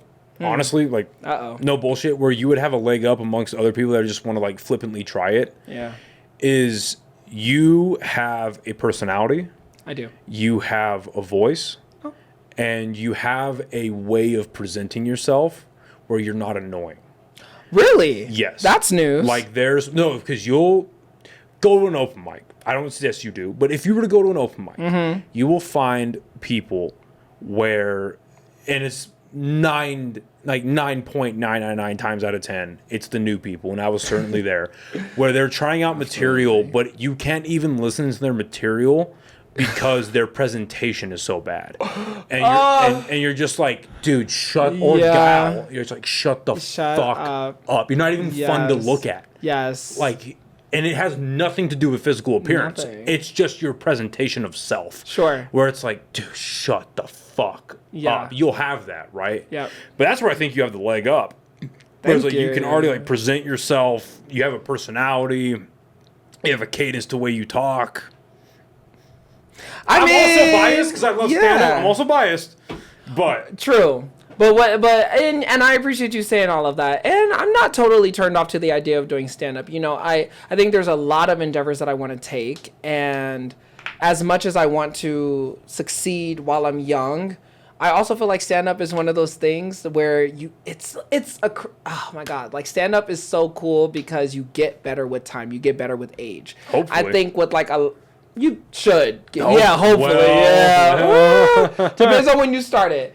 But I think like a lot of things, like as actors, right? Unless you're Morgan Freeman, like they want you young, you know, or like as a musician, they want you young, as whatever. They want you young. I kind of see what you're saying. When you, in comedy, the older you get, the more experiences you have, the more stories you have to tell, the better your material gets. Inherently. Because you have lived life. Yeah. You have more perspectives. You come across more people. You have more notes in the bank to pull from. I also know 6-year-old retards. So that's also a thing. You definitely are not monetized. They're in our government. Yeah, that's true. But they ain't trying to be funny. They ain't trying to be funny. It could have fooled me. Well, you can tell they're not trying to be funny because we are the punchline. Yeah, right. Oh, yeah. Ooh, Yep. let's talk about that. Yeah. But no, for me, like stand-up comedy, I'm like, you know what? I want to do it, and maybe I will do it. And of course, you know Raquel, right? Shout out to Raquel, that's my girl. But I had told her that I wanted to do stand-up comedy, and she believed in me, so she bought me a book about it for my birthday. Oh my God. I love her. A book. Well, but still, like, there's an art to it. Like, you can read a book and get some ideas. Like, don't do too much. Yes, but like the beauty of stand-up, not to go on a tangent, but the beauty of stand-up comedy is it's not really teachable. It's not. It's not. It's a talent. Like I'm still trying to figure this out, so I can't articulate it very well. But it's a thing that you figure out. Now, granted, it's in like if there was a loading bar that everyone had of the ability to do stand-up comedy from 0 to 100%, right? Some people only top out at 50. Some people hit the 100, right? Sure. That's your fucking Richard Pryors, Dave Chappelle's, I love Dave Chappelle. Bill Burr, like those. That's those guys, Yeah. right? And people may not ever hit 100%, but it's the effort and the the journey and trying to figure out what you're capable of. Yeah. It can't I can teach you how to set up a basic joke, set up punchline tag, and I can explain what that means and like how you may want to deliver that, but you don't figure that out until you actually get up there and do it. Like a lot, and even like a lot of the I'm trying a new joke right now that's actually got some legs about toxic shock syndrome. Do you know what that is? Toxic shock syndrome? Yeah, do you know what that is? Yeah. Some things came in my head, but what is it? The tampons? But I know nothing about tampons. Basically what happens is with women, when they're on that time of the month, if they leave a tampon for too long, they get infected. Oh. And it's a thing called toxic shock syndrome. Oh, okay. Right? And so I literally just I didn't even write the joke. I just wrote down a couple of things about it and then how I might want to work it into an idea that I had. Yes. And I was like, all right, I'll try it. And I tried it out Friday night. It went really well, and I recorded it. I was like, okay, I'll do it at the open mic. Went really well at the open mic. I was like, okay, so I'm doing my show last night. Went even better at the show last night. Nice. So I was like, okay, but I didn't really write any of the setups or the tag. I just what do I think based off of just what I think is funny, but also how I've been forming my jokes prior to this. How does that work out? And it works out pretty well. I love right, that. but it's not tangible. It's not like a. I can't give you a TED talk on how to do stand up. It's something you got to figure out. You got to feel it, but there's also a formula. There's a rhythm. Yes. That a lot of people. I think the book it's more about. I want to see this book. I know it's very thin. I'm sure it is. It's just be funny over and over and over and over and over. Just in various fonts. Oh no! It's kind of about just finding that rhythm. You know what I'm saying? Yeah. A lot of people. I think I would be good at stand-up comedy because I have a theater background and I'm also a creator through the lens, and so I'm a storyteller by nature, and a lot of people don't understand this. Even applies to comedy, which we can get into that. But I do have a comedic background, but there's an arc. There's a story arc where you have to. There's parts of your set that shouldn't be funny. Yes. Yeah. You should really try stand up. I agree. No, I agree. Because there are jokes that I have that might get a laugh at a few people. Right. But it's mostly oh fuck, he said that. Oh fuck, right. And then you know what I'm saying? But you're really right. And then it elevates the lighter jokes and it gets a bigger. Yeah, exactly. I agree. People, if you're really good at it, you're planting a seed, and the audience doesn't realize it until the flower blooms. I agree. At the end, and that's the kill, and that's when you say, "That's been my set. That's my time. Have a great night, everyone. Get home safe. Tip your bartender," and that's where you head out. You know what I'm saying? But a lot of people don't do that, and Yeah, I don't know, but the book, I do like the book because it prevents you, or not, it doesn't prevent, but it just kind of tells you about like the formula to a joke. And you know what kind of comedian I fucking hate? Oh, because I love stand-up comedy. I love it so much. What do you hate? Tell me. I hate a rapid fire joke comedian, like, for lack of a better example, like, knock knock, who's there? Blah, blah, blah. Oh, so you don't like one-liners? You don't like one-liners? Because that's not. What are we at? A dad festival? Okay. I don't like that. Comedy is an art, and I really don't understand if comedians that use one-liners, and I'm not trying to offend anybody because I know you're well connected to the No. I promise you're not offending anybody. No. But I don't understand why a comedian or someone who proclaims to be a comedian would ever hit the stage with a one-liner. I'll tell you why. No, I'll tell you why. Tell me why. All right. So again, the beautiful thing about stand-up comedy is that there's first of all, it's a spectrum, right? Now I'm saying it's a spectrum of good comedy, like really good comedy. It is a spectrum. Like you have one-liners.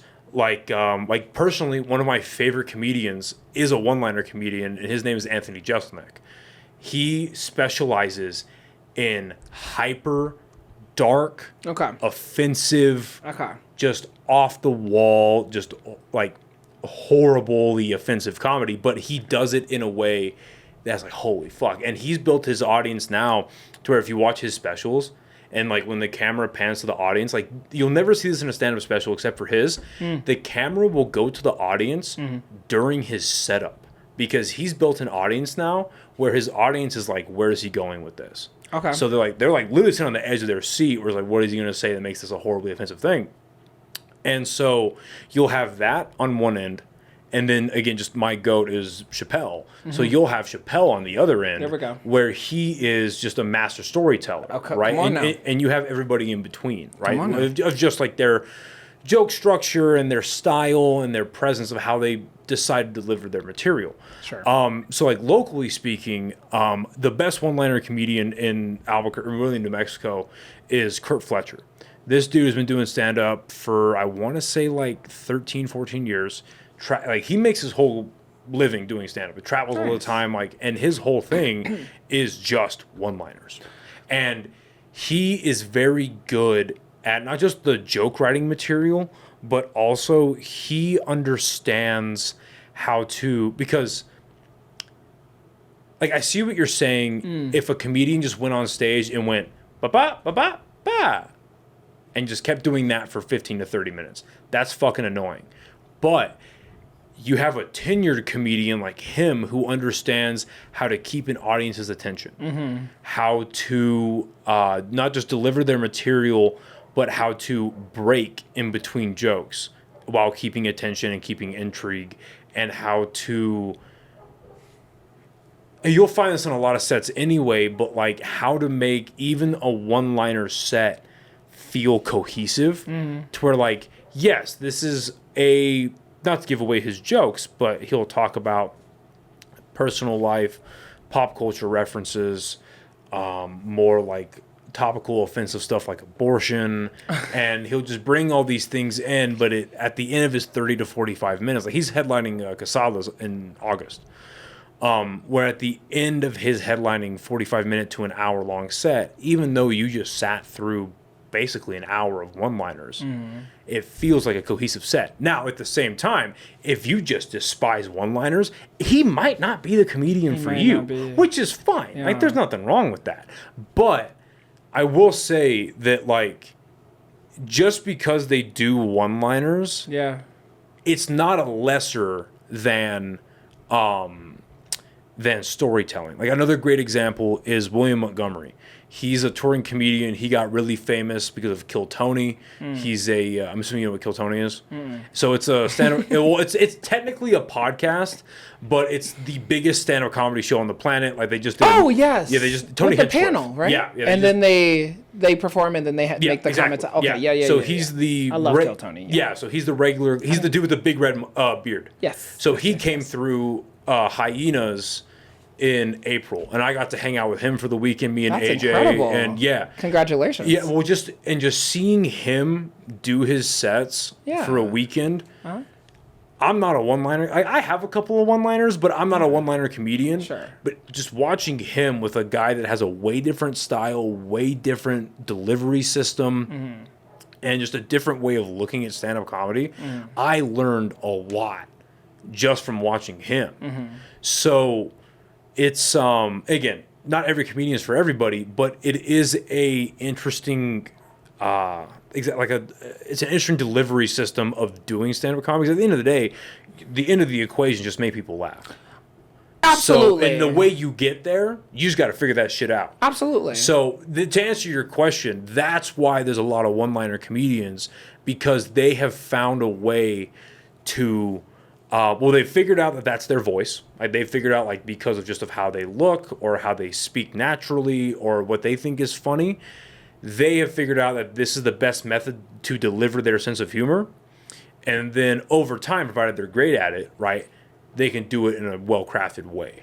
Absolutely. Yeah. And you know what? And you kind of made me, you low-key just checked me. And Oh, no, I'm trying to check you at all. No, it's okay, because it's true. Like, I'm not trying to shit on any sort of comedian. And like, art looks like how the artist intends for it to look. But I will say, as an audience member and as a member of the theatric community, someone with a comedic background, et cetera, like, I don't like the one-liners. To me, and like how you said, you gave a lot of credibility in naming one-liner comedians who are successful and have a career, and you know what I mean. Like, I would love to have a career based off of doing one-liners, and I'm not talking about cocaine. You know what I'm saying? Like, I would love, like, that would be ideal. See, I can't do one-liners. That wasn't cute. Right? I'm a storyteller. But then when I think about, like, the great comedians, because that's where I'm always aiming. You know, I want my name in lights. And so when I think about Kevin Hart, Cat Williams, Bernie Mac, Richard Pryor, Eddie Murphy, Martin Lawrence. I'm trying to think of somebody who isn't black, but that's every white comedian being like, I have my top 4, but I need to insert someone who's black and isn't Richard Pryor or Dave Chappelle. I was really trying. I'm like, who is white that I think is funny? Ooh, that's good luck with that one. But I can give you a few. Come on now. You don't like Theo Von? Everybody loves Theo Von. I like my country artist racists, not my comedians. He's a comedian. Yes. He's not racist. That haircut is racist. Okay, well, the mullet is definitely partying the back. That haircut is racist. No, I'm just kidding. Theo Von could get it.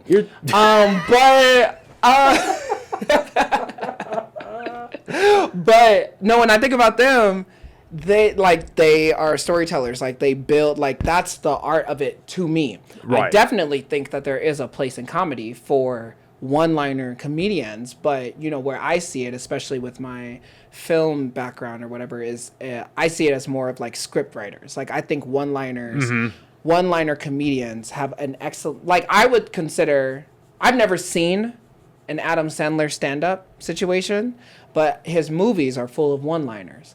And I think that that's where one-liners go. Like, right, the SNL, one-liner comedy. You know what I'm saying? I see what you're saying, yeah. Right, but if I'm like a paid audience member, I'm not here to hear knock-knock jokes, bitch. Like, tell me a fucking story. Like, I keep me here. Like, and again, it's just a bias that I have. It's a natural bias, but I think that's the art of it. Like, tell me a story. Tell me a perspective. Give me a lens to look through and put your satire and your spin and all of that on it. Don't just, I'm going to send you some Anthony Jeselnik after this, because he will change your mind, I think. He's a killer. Killer, dude. Maybe you'll change my. I don't know. I just don't like the that's also just where did Anne Frank go during the explosion? Everywhere. Like, it's that's dumb. Well, because she didn't get exploded, she got shot. Like, exactly. I'm assuming. I'm assuming. I mean, they gassed her a little bit, Yeah, but yeah. I mean, like, make it make sense. Like, you know. Right. Well, yeah. Well, because it's in just with anything else, because like you'll see, you know, you'll see comics trying out material at open mics where it is one-liners and it just dies. And I've been that guy. It's hard. And it just dies. But then you'll also find, which I think is worse personally, because of my personal experience, where you'll find comedians that are trying long-form jokes. Yeah. And that's worse. Because as an audience member, you're living in that joke for a while, and you're just like, let it in. And like, if you don't understand the arc of storytelling, it is torture. Well, because like literally my first stand-up show that I ever did, I had a joke about having sex with an Apple Watch on. And it had I love it already. Yeah, and it had so much unnecessary information and just fat on the joke. Sure. Yeah. But now, like, this was maybe like 4 or 5 months ago. Yeah. I was like, no, wait, that's actually a good joke. Let me like trim the fat. Yeah. And I was like, it is why? a good joke. And I was like, why do I have all this on there? So I just literally, it went from like a 3.5 minute joke to maybe 45 seconds. There you go. And it's just bam, bam, bam, bam, finish. There you go. And just like sex with you. Yeah. I have not. This is not. That doesn't happen. But you get my point, right? Is like I figured out how storytelling actually works, and so now like I have that joke, and then I have a joke with my buddy when I was in basic training, how he got stabbed in the dick. Like that used to be a 4-minute joke too. With what? A knife. What kind of knife? No, it's like a pocket knife. No, it's a true. Like so, basically, what happened? No, it wasn't even his. Well, it was kind of his fault. So basically, what happened was it was after we had eaten dinner, and we were going to the back of the dining facility to pick up like boxes of MREs, like the prepackaged meals, you know. Oh, sure. So like bring them back to the barracks, and the civilian workers didn't take the saran wrap off of the. Off of like the pallets that the MREs were on. Yeah. So one of the drill sergeants got this guy to go up and he pulled out his pocket knife, and this fucking idiot decided to, instead of like just like cutting through the saran wrap, he decided to get the knife and start sawing. And the knife that he had like it was a sharp edge and a serrated edge. Okay. And he got he got the saran wrap caught on the serrated edge. Okay. And he was like tugging at it. Okay. And a buddy of mine walked behind him. Oh no. And was like, "Hey, what's going on?" Before we could even finish his sentence, the knife cut through the saran wrap, and in the tension, right, the force made him go like that. And it stabbed my buddy in his dick, and it went like 2 inches into his inner thigh. Yeah. And so I have a joke about that. And, the presentation's a lot better. But I have a joke about that. Yeah. Well, dude, God bless him. So when the knife cut him, it hit him like that. Mm-hmm. And it missed the urethra by 0.2 centimeters. Like, barely saved his fucking dick. Oh, my God. And it basically just became a stitch job and then clean it 3 times a day. Oh, my God. So thank God for him. Like, it's, you know, he like, got his shit back together. But I have a joke about that. But it used to be when I first tried that joke, it was like 4 minutes long with a bunch of unnecessary information and whatever. But now I tell that joke and it's like a minute. There you go. Maybe. Yes. You know? And so it's just a matter of figuring out, like you were saying, the storytelling format, but it's also like just, this is actually a piece of advice that I heard through Kill Tony because of the host. He was telling this comic that had gotten pulled from the bucket. He was like, cut your fat, get to the point. Right. That's the number one problem that I have with new comedians is you don't get to the point. Get to what's funny. Get to what's funny. And so I just cut all the fat off of that, got to what's funny, and now it does pretty well. It pisses a lot of people. It does piss people off, but it just makes them like, but it's supposed to. But it's true. And like, it fits. Like I can't do that in like a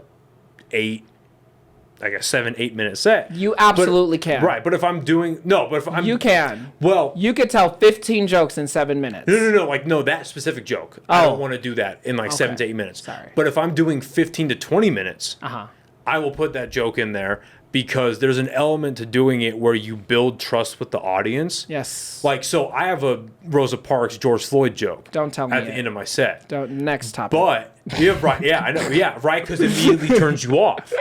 But I don't do that joke if I have a 5-minute guest spot. That's stupid. I'm gonna do the jokes about me and my life. Right. But if I'm doing 15 to 20 minutes and I've built trust with the audience, and they're like, "Oh yeah, the guy's funny. He's doing well," but then I can get to that joke where it's very offensive.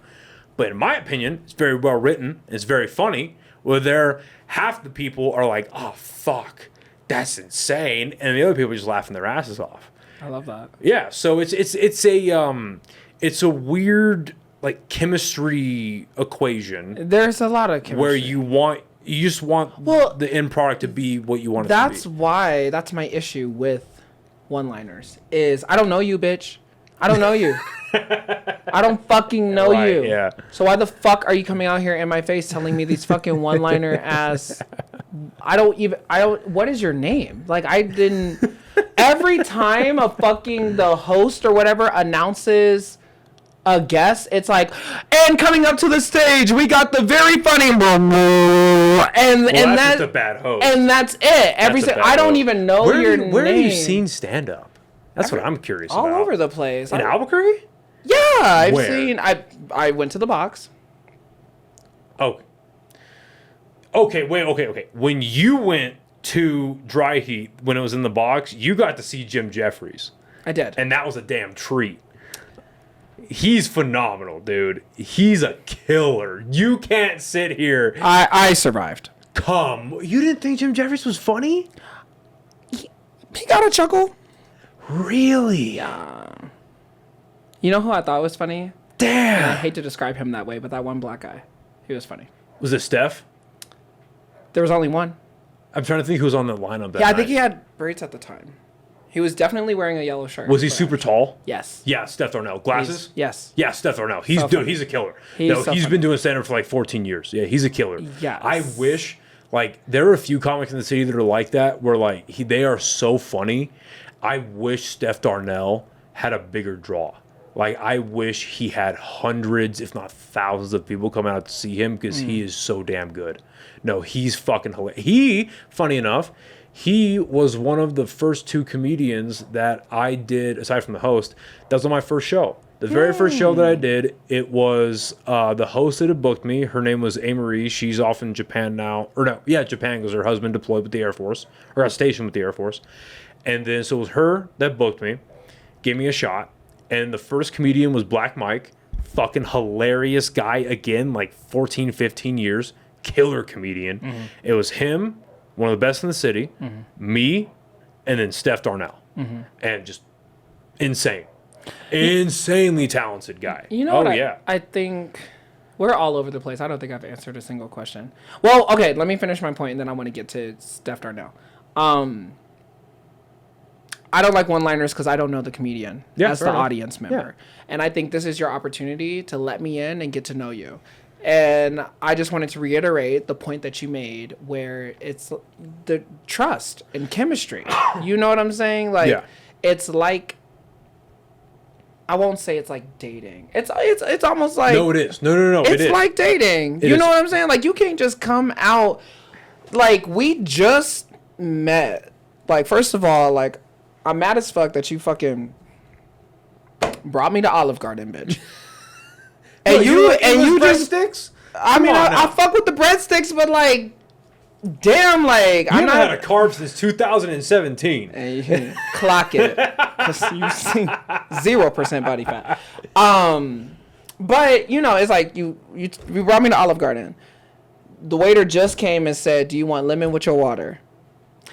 And the breadsticks ain't even come out yet, and you got your dick on the table? Like, what? I see what you're saying. You know what I'm saying? Like, can you get me to like you before you pull it out? And that's my issue with one-liner comedy. I don't even know you. I don't know you well enough to laugh at these one-liner jokes. I don't know if you just bailed, like if it was a whole setup and you bailed out and just got to the punchline. I don't know if you meant to deliver it that dry because that's just your style of humor. I don't fucking know. But when you get to minute 3 in your set and you're on your 10th one-liner, I'm tuned out. If you don't like it, then it's fucking... I'm over it. Oh, yeah. Come out here and tell me who the fuck you are, especially if it's an open mic, especially If it's anything, you know, like no, if you're paying money to go see a comedy show and if they're not getting a laugh in the first 30 seconds, it's tough. it's no, it's 10 tough. seconds. No, it's tough, dude. You need to come out, and like I know there's like this huge space in the community for like dry humor comics. Not for me, bitch. I don't. Yeah, well, everyone has their different flavor. I like get it wet. Like I want come out, spit on it. Like I want you to soak me. Well, what? Like He's Mormon. There's a good piece of advice that I got from another local comic, Jared Ostrom. He told me that when you're on stage and you're doing your material, it's like you're flirting with the audience. absolutely. And when he told me that, I was like, oh. Now, granted, I didn't implement it till a lot later. I didn't really like figure out how to do that in real time. Yeah. But it's like, oh yeah, you have to be playful with it. But then it's also like, what's your? Because even in like the guy I was talking about, Anthony Jeselnik, like he's very dark and he's very dry, but he's still playful with it, and it's very like, if you're gonna be mean, own it. But then you still have to like it's this weird thing that's intangible with your body language and your just general. You like I hate saying this, like your general vibe. Absolutely, it's your vibe. Well, that's the talent that comes into like, it. It's your charisma. Who are like you? You're allowing the audience to be comfortable with you. Who are you? Yeah, That is it's the first rule of any performer. yeah. I need to know who you are, and most importantly, I agree. I need to believe it. Yeah. Yes. Don't come out here pretending to be somebody else. Audiences sniff that out. Yeah, it's authenticity. Don't come out here and do these fucking one-liner bullshits. Have you seen Bernie Mac's I'm Not Scared of You Motherfuckers? Yeah, not a long time, but yes, I have. Yeah. You know what I'm talking about? Yeah, yes, I have. Yeah. I'll show you a refresher after the show. Yeah, I was hoping you would say no so I could pull it up. But I don't know if he was scheduled to perform or if he was like a fill-in or whatever, but I forget what venue he was at, but it was in Chicago. And Chicago comedy scene audiences are known to be cutthroat, especially in the black community. Because no matter what you do, we want our performers to be the best. Yep. You know what I'm saying? So we only elevate the best to the top. That's what I've heard. Yeah. And so he came out. I feel like he wasn't scheduled to do it. I don't know. Don't quote me. But he came out right away. And he said, I'm not scared of you motherfuckers. And the whole audience was like, oh shit. Because, you know, they sitting there. They ready to fucking be tough. He's like, I know I'm in Chicago and da-da-da this and whatever. I'm not scared of you motherfuckers. And he was like, I know y'all got gangs and da-da-da-da. I'm not scared of you motherfuckers. And even if you wanted to see that as a one-liner comedy, because he kept saying the same thing, but he won the audience over. No, it's not. It's not one-liner comedy. It's not good. I didn't think it was. No, that's knowing. That's being aware of your audience. Know your and audience. And turning it on its head. Know your audience and know when your audience doesn't know you. Well, that was Steve Harvey when he did Def Comedy for the first time. And not Def Comedy. When he went on the Apollo. Apollo, when he won on the Apollo for the first time. That's the same. I mean, not the same thing, but it's the same formula. You gotta know it. You knew exactly what it was. You knew exactly what it was. Yeah, I agree. And I implore more comics. And again, it's easy for me to talk shit from the bleachers. It's not unbeknownst to me. I'm no expert. I'm merely in the audience. But I like to think that I have a background that gives me just a tincture of credulity, if you will. So I believe you should go out and you should lean in. When you go to an open mic, if I went to an open mic, I would be like, I know y'all think I'm not finna be funny. Let me fucking open that shit up. Say what's on everybody's motherfucking mind, because that loosens people up, and that's what flirting. It's like if you go on a date, you're like, the right way. You're like, don't go in there trying to act macho, chewing on your shit. Be like, are you nervous? I'm nervous. Well, if you give the right lines to the wrong person, it comes out horrible. It's what's authentic to you. It's what's authentic. And low key, and this is what I would do if I was a comedian. If I said a joke and I bombed that shit or whatever, I would call it out. I'd be like, damn, Like, that shit sucks. Like, hang it up. You know what I'm saying? And I see what you're saying. And it may not work for you, but I know that it works for me. Some people, I did it earlier because I told you a joke and I said that went right over your head. Well, some people do that, and it's fine. It's cute. It's cute. But then you keep doing that, and it's like, yeah. I get it. It depends on how you say it. It but is. Though, yeah. And again, that's I do believe that's where the talent comes in. If you're just not... I want you to get 5 minutes together. Just get, not even 5 minutes. Don't even worry about it. Don't worry about timeline. Look, get a couple of jokes. I'm talking all this shit, and I'm get a couple of jokes together. Not him telling me put my money where the mouth is. Yeah, get a couple of jokes together, whatever you think is funny. Oh, my God. And just, like, run it. See what happens. Oh, my God. Worst case scenario, it's an uncomfortable 3 to 5 minutes of your life, and you move on. Best case scenario, it's, oh, shit, I'm funny. I know, huh? There was this joke I had that I was writing a long time ago when I was bored during the pandemic. And it was about me being gay and married, and me and my husband are like, okay, we want to have a kid. Obviously, science won't allow, or biology won't allow. And so we were like, okay, obviously we got to go buy our kid, right? And we only had a certain budget. And, you know, obviously we wanted a white kid because we wanted him to have a future, but he was way out of our fucking budget. Anyway, the joke, we got a fucking paraplegic kid, but but that's all we could afford. There's something there. That's all we could afford, you know. But I've always wanted to tell that joke, but then during that time, cancel culture, like, who gives a fuck? Well, see, because my brain immediately went up, and I was like, whoa, shit. Like, regardless of what in the joke, regardless of what race your husband is, the idea of a black man going to buy potentially a black child is funny. Because of slavery? Yeah. And the way you could write that, and the way you figure that out, and then the way you could turn that into, oh, well, we couldn't afford a black kid, so we got a crippled kid, and then, again... Crippled and black. See, hey, it's a tag. It's there you go. Fucked. Look at that. Look at that. That you just wrote a joke. I know. It was our fifth option. We were like, we want a white kid because we want him to have a future. We're like, okay, we can't afford the white kid, so, you know, we'll take the Asian. Like, he'll probably be an engineer. You know, like, take care. Because we're looking for someone to take care of us, like, when we're older. We're like, oh, that's not going to fucking work. And it's like, okay, well, we'll get I don't want to keep going because I will get you canceled. I say some crazy shit. But I've always wanted to tell that joke. Yeah. But getting back to his name, Steph Darnell. Yeah. Steph Darnell? Yeah. And I think and after this, let's talk about something else because I'm not even in the I haven't forgot about your comedy comedian or I'm drunk. But I think a lot of comedians, the issue is marketing. Well, yeah. I think comedians, for me, from what I've seen, they only market themselves on stage. That's the... I agree. You can't... No. You're not... comedians treat themselves like they are impulse purchases. And it's not the truth. You're not a pack of gum at the counter. Don't try to sell me when you're already checking out. That's a good way to put it. You know what I'm saying? Huh. Yeah, that's a good way to put it. You need to market yourself when you're off stage. You need to market yourself. There's this comedian that I grew up with, actually. And he's doing very, very good now. He is regularly booked at the Laugh Factory. Shout him out. Who is it? Shout him out. Type his name if you're uncomfortable.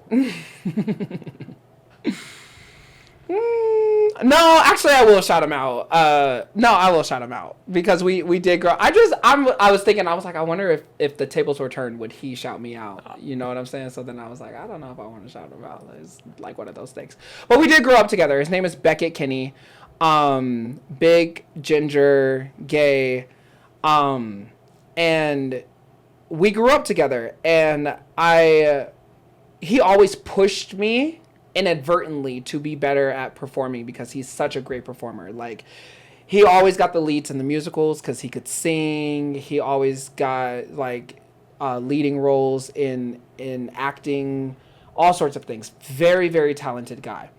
And we did competitive speaking. I might have mentioned that to you before. Yeah, you have mentioned that to me. But we did competitive speaking, and one of his genres was original comedy, where you had to write a 8-minute comedy and you had to play the characters in real time. So we had these things called pops. So like you would like play one character like in this posture, and then you would like pop to another character in this, and you would change your voice and your cadence. And he was very, very good at it.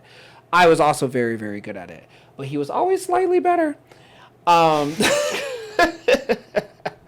can say it now. It hurt at the time, but I can say it now. And he's very, very talented, and I watch him from afar, and I'm so proud of him. I really, really am. But we were always pitted against each other because we were like, it was like, who can be gayer, you know? And like, it was just like, it was such a crazy thing. Honestly, if he's watching, doubt it. But if he's watching, and if he made it this far into the show, bitch, shout out to you. I mean, he really, like, he was always an inspiration, and his fearlessness is just unmatched. Like, great guy. Anyway, what the fuck was I saying? AI. Why do you hate it? We ain't even talking about AI. I want to get back to what I was saying about... Are you still on stand-up comedy? Stand-up comedy, Steph Darnell, marketing. Beckett was very good at marketing himself when he wasn't on stage. When he just existed, people knew him to be funny. You know what I'm saying? And when he got on stage, he wasn't much different. He was just himself, but 3 feet higher. And that was it. Right. And he could pull crowds like nobody's business. I remember we had this local... comedic spot or whatever, and he would have that bitch I felt bad for the other comedians because it was like, go home, like this is Beckett's show. People showed up for this motherfucker 10, 20, 30, sometimes 40 deep, and there were only 25 seats, right? And he would pack in, and like how you said, laughter is contagious, so like he would get the biggest laughs because everyone was there to see him, right? And so the shops or the venues, whatever, they would catch on and put him last, right? So the audiences would stay for him. And yeah. But it just makes me think like he was very good at marketing, whether he realizes it or not. I don't know if it was intentional, but a lot of comedians, I won't say aren't funny off stage, but what I will say is like they, it doesn't come off, their humor, it's not natural off stage. And so when you're trying to sell a show, it's like, I want to see you off stage. So you want to go to their social media profile, or you want to be able to see their stuff. Again, that's not in a real show. Sure. And it's like, oh, I would like to see this guy live. No, you're completely right. Right. The way I heard it put to me by a comedian who's coming through. He's from L.A. Lloyd Lee. He was telling me like, you should treat your stand-up career like you're a professional wrestler. Everything you do on stage is to, it like promotes what you do off, like your merch, your podcast, your social media profile. What you do on stage is like the climax. It's the culmination of everything, but then you have everything else that is building to that, and you need to have the way to funnel it. Absolutely. And that's why like I recently started doing like a what's it called, a mailing list, which I love. Yeah. Great job. Yeah, I started putting out a bunch of flyers, and I'm trying to figure out how to do all that a lot better, and just because I'm not great at social media. Let me give you. Are you open to advice? Of course I am. Okay. You right now have a platform, and you don't use it to its potential. Okay. This should be a comedy podcast, and I know jokes are exchanged here, and we laugh, but you should brand it at like. I don't know what you would have to do. That's up to you to figure out. But when I watch your podcast, I want to watch it and be like, this motherfucker is fucking... Whether you're roasting every guest or telling, you have people on here doing silly shit on some like iCarly shit or whatever the fuck. I don't fucking know. I don't know. But when I watch your podcast, as much as I respect the deep conversation and your perspective and the varying views and stuff... I want to watch your podcast and know, bitch, I'm finna laugh. This is a comedy podcast because it's hosted by a comedian. So can I... Okay. So I'll counter that with the reason why I've just consciously chosen not to do a comedy-based podcast is because that's not my personality. My personality when I'm on stage is not much different, but it's just a different side of who I am than when I want to have a conversation with somebody. Because especially when I started doing the podcast, it was 2.5 years before I even started doing stand-up. So when I started doing the podcast and why I do the podcast, it's like I love talking shit, and I love that's why I'll have like comedians on, or like friends that I'll have on that I know are funny people. So like, I can just kick back, have a good time, and we'll laugh and talk shit.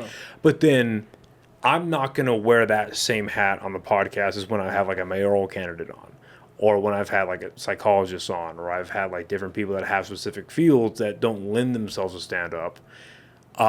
So then from your perspective, would that mean that I section myself off to this and then a comedy-based podcast? Where it's like, if you watch this, you know it's only going to be funny? If you're willing to do that, absolutely. That's just my curiosity. Yeah. Just because because I see where you're coming from. Yeah. And it makes, like, on paper and logically speaking, it makes perfect sense. Comedian has funny podcast. Like, that's what makes sense. But for my personality, I'm just like, I have to put myself, like, I can be casually, like I guess conversationally funny with my friends, like with you, and I get that. But, like, to find things to joke about or to whatever, it's like, I have to put myself in that mode. I get it. And I can only do that for so long until it just becomes schlock. I get it. You know what I mean? It just becomes absolute nonsense. Absolutely. So, but I see your point. I hear everything that you're saying, and maybe I'm wrong, but I do want to say I don't think you're wrong at all. I think you make perfect sense. Well, and I do want to say, like, I have a background in theater and performing arts. I have a history of comedy and writing my own sets, skits, shows, whatever, and I also majored in marketing, right? So I think you could potentially be hindering yourself. Okay, so let me rephrase that then. So do you think I should be marketing the funnier parts of this podcast to draw people in, and then they stay for the rest of it? I think that would be an excellent approach, especially when you have a guest like me on. Because there's been a lot. I mean, I gave you a week of reels. Already, and the show is not over. And you got a week of shit you could cut up and post.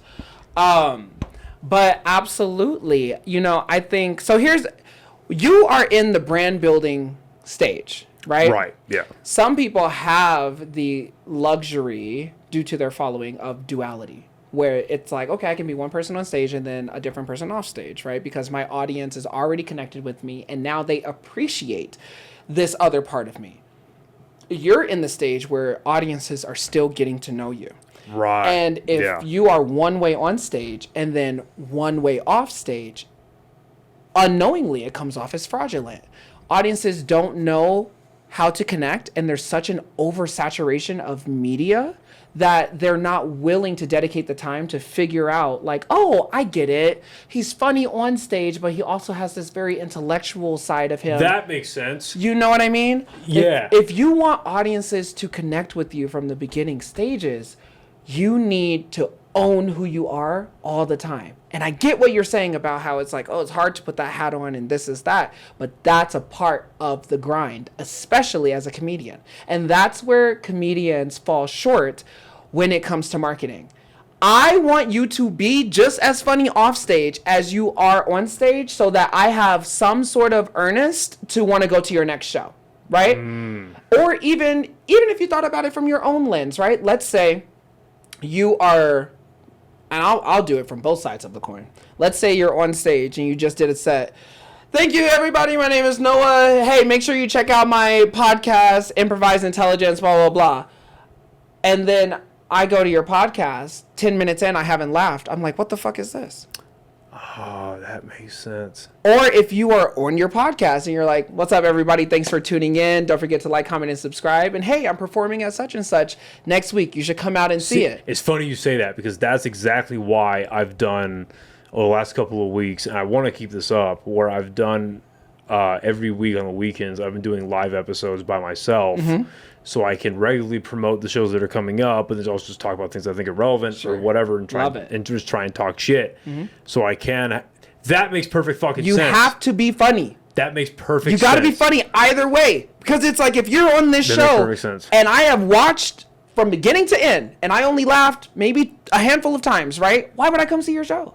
Why would I? This is a long form commercial, and you need I see what you're saying. To advertise I see what you're yourself. saying. That's a really good point. Huh.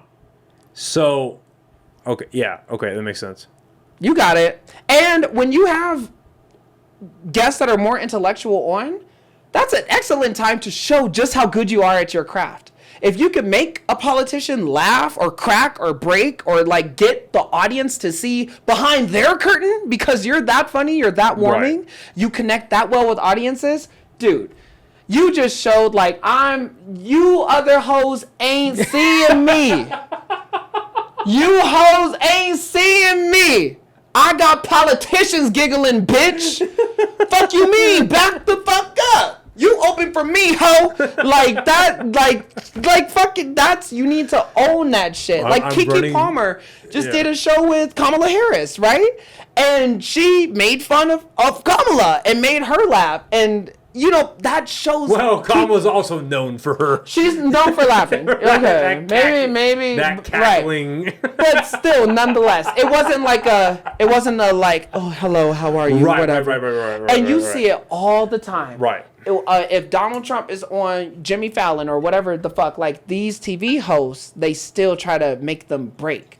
That's a part of it. I see the point that you're making. I see the point, and you're completely right. And maybe that's an element that I should add more consciously, but you can do it. But well, specifically with like because I've really enjoyed doing because I'll have and I'm surprised to be honest.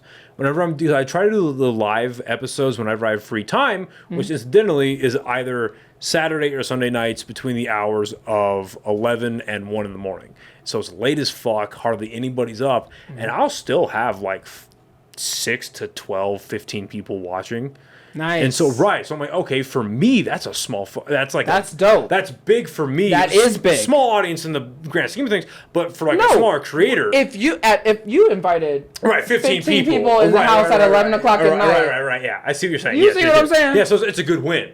It's a good win. So, yeah, no, I see what you're saying. Because a big reason why I did that is because I'm a huge fan of Tim Dillon. And so watching the 1 hour stuff that he does, I'm like, oh, that's really funny. But I also love, because when I was like a lot younger, years ago, when I would drive to go see my ex-girlfriend at the time, she used to live down in Hobbs, I would drive through the night. And so I would put on like late night radio, a bunch of kooky psychopaths on AM radio at 12 o'clock in the morning, talking about like UFOs and fucking just crazy shit, conspiracy theories and the pyramids. Like, I loved listening to that, but I also love Tim Dillon. If I just like put that together and figure that shit out, you could do it. And but I see your point.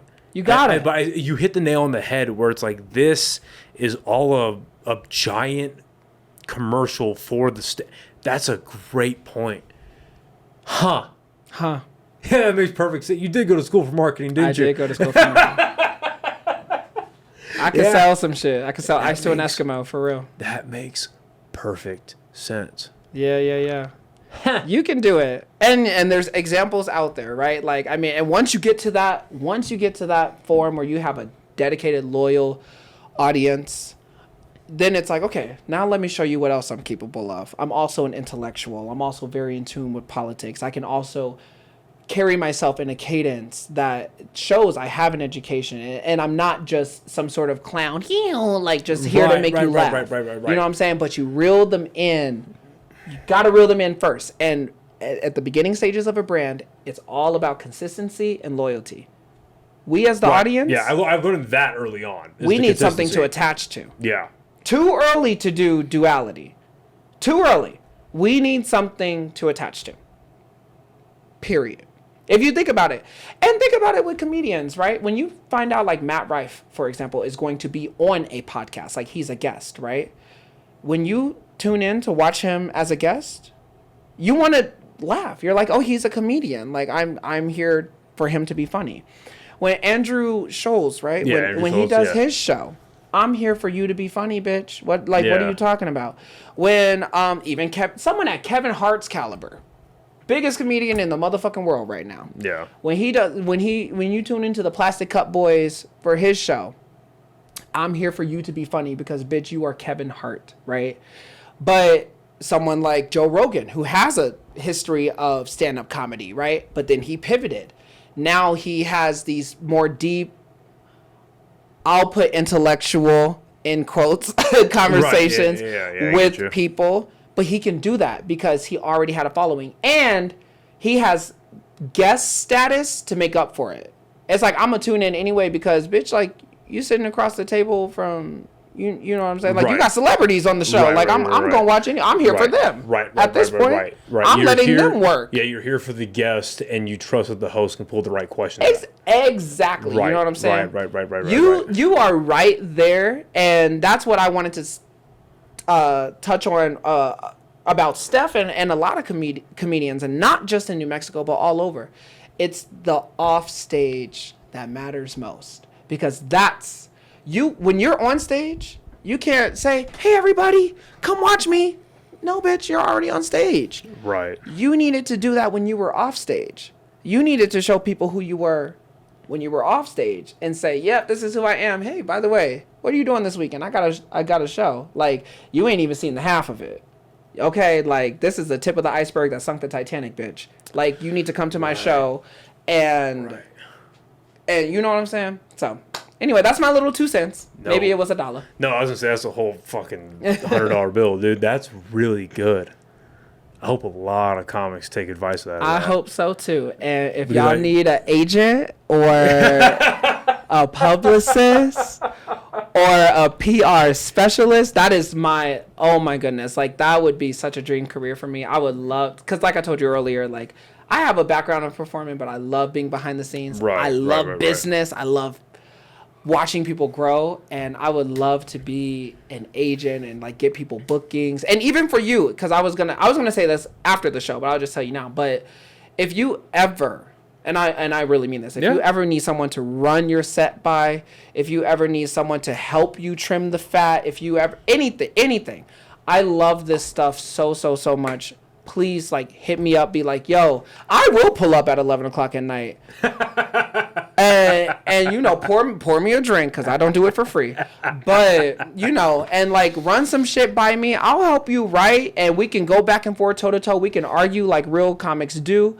We can have that creative sesh, that brainstorm, and I'll be hard on you, and I'll be like, nah, like that shit ain't gonna fucking fly. Like that's not funny. Or like, yeah, I see where you're coming from, but you could refine it anyway. I would love to be that person for you behind the scenes. Because I definitely think there's something there. It's all, I mean, again, this is the marketer in me. Everything. You could sell shit in a box. People will buy it if it's packaged well. And that's all I gotta say. Taylor Swift is one of the biggest fucking artists in the fucking world. Bitch could barely hold a tune in a bucket. Please. If it's packaged well, people will buy it. See, I find it hard to criticize her when I love Sabrina Carpenter, and I can't tell. You love Sabrina Carpenter's I do. Her music? I do like her music, dude. I do. Okay. I jam that shit, and I can't tell. Yeah, I know. Exactly. Exactly. I can't tell because if it's packaged well or because I actually like the music. Could be both. It could be both. Could be both. But that's what it comes down to. If it wasn't packaged well, it would be, like, there's some underground artists that I like who are not packaged well, but I'm like, okay, I like the music. But if it's packaged well, you could push it. Like, for example, I don't like Sexy Red. I don't like Ice Spice. I don't like those sorts of artists. Who's the other one? It's those two, and then there's a third one that got really big recently. Don't say Doechii. No, Okay. no. Like they're bad. Glorilla. That one. Yes, Glorilla. Yeah. I'm showing off my moose knuckle. Oh my god. I love that. Hold on. It's 7 p.m. Friday, 95 degrees. What? I ain't got no nigga, and no nigga ain't about me. I'm about to show my ass. These niggas love a freak. How the fuck is that your man? If he right here with me, hey, like, come on, don't do her. But So what, yeah, like what is what do you think that is? they're packaged well. They're packaged well. They. I mean, granted, they do have machines behind them, right? But they give off this vibe of like, oh, bitch, like low key, I know that girl. Like I grew up with that kind of girl. You know what I'm saying? And Okay. they're the same way all the time. Like there's talented artists like Flyana Boss. You probably don't know who they are, but No idea, yeah. they were those girls who were doing those videos that were running with the fisheye. Remember those? Come on now, you was No, on the yeah. internet. They was running, and what's that lyric? It's like they say cinnamon. You about to piss me off. Hold on. I could pull it up in just a second. Just a second. Hold on. It ain't gonna be. Don't go to the next topic, Noah. Don't piss me off. No, I can wait. Hold on.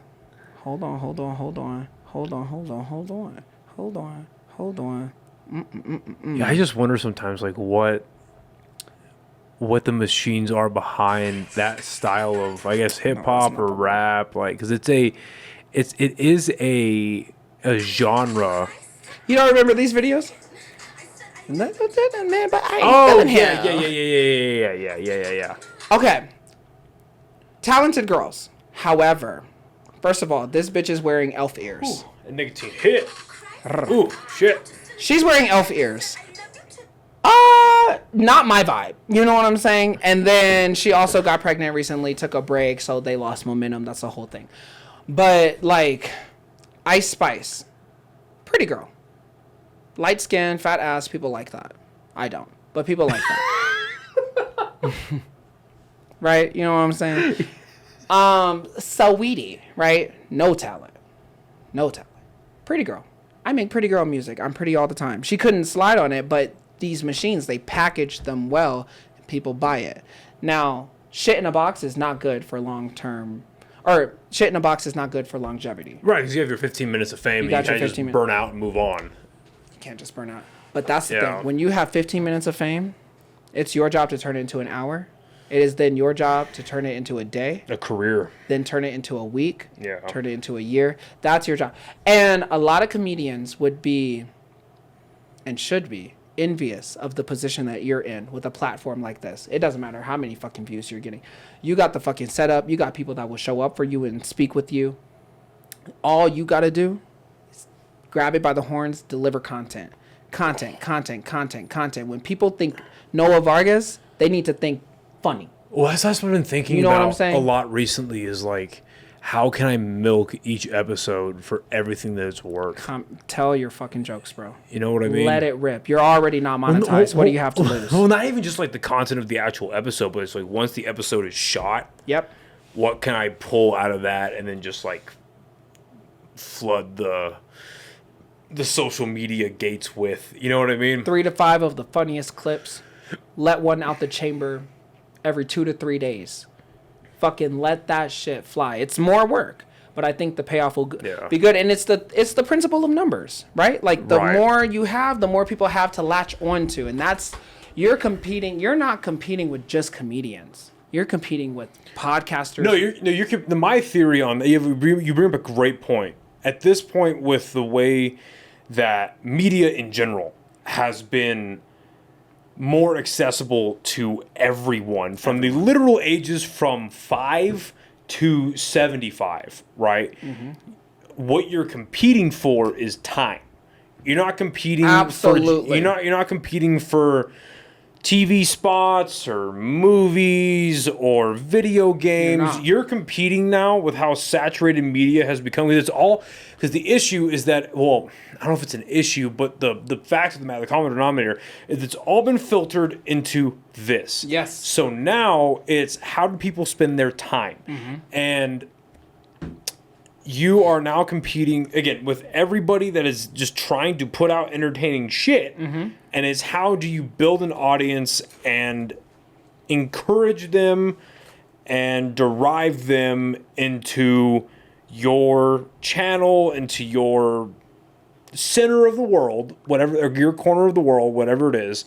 You funnel them into your area where it's like, okay, you should spend the next 30 seconds if you're watching like an Instagram reel, or the next couple hours watching a full podcast, you should be spending your time on me. And that's the most challenging, because you're competing with everything from like fucking, like you said, like Joe Rogan to fucking Michael Jackson to the next fucking Marvel movie to the next DC movie. Like, what, you're competing with all of that. Your goal is to, whatever your niche is, you want the algorithm to recognize that. Yeah. You know what I'm saying?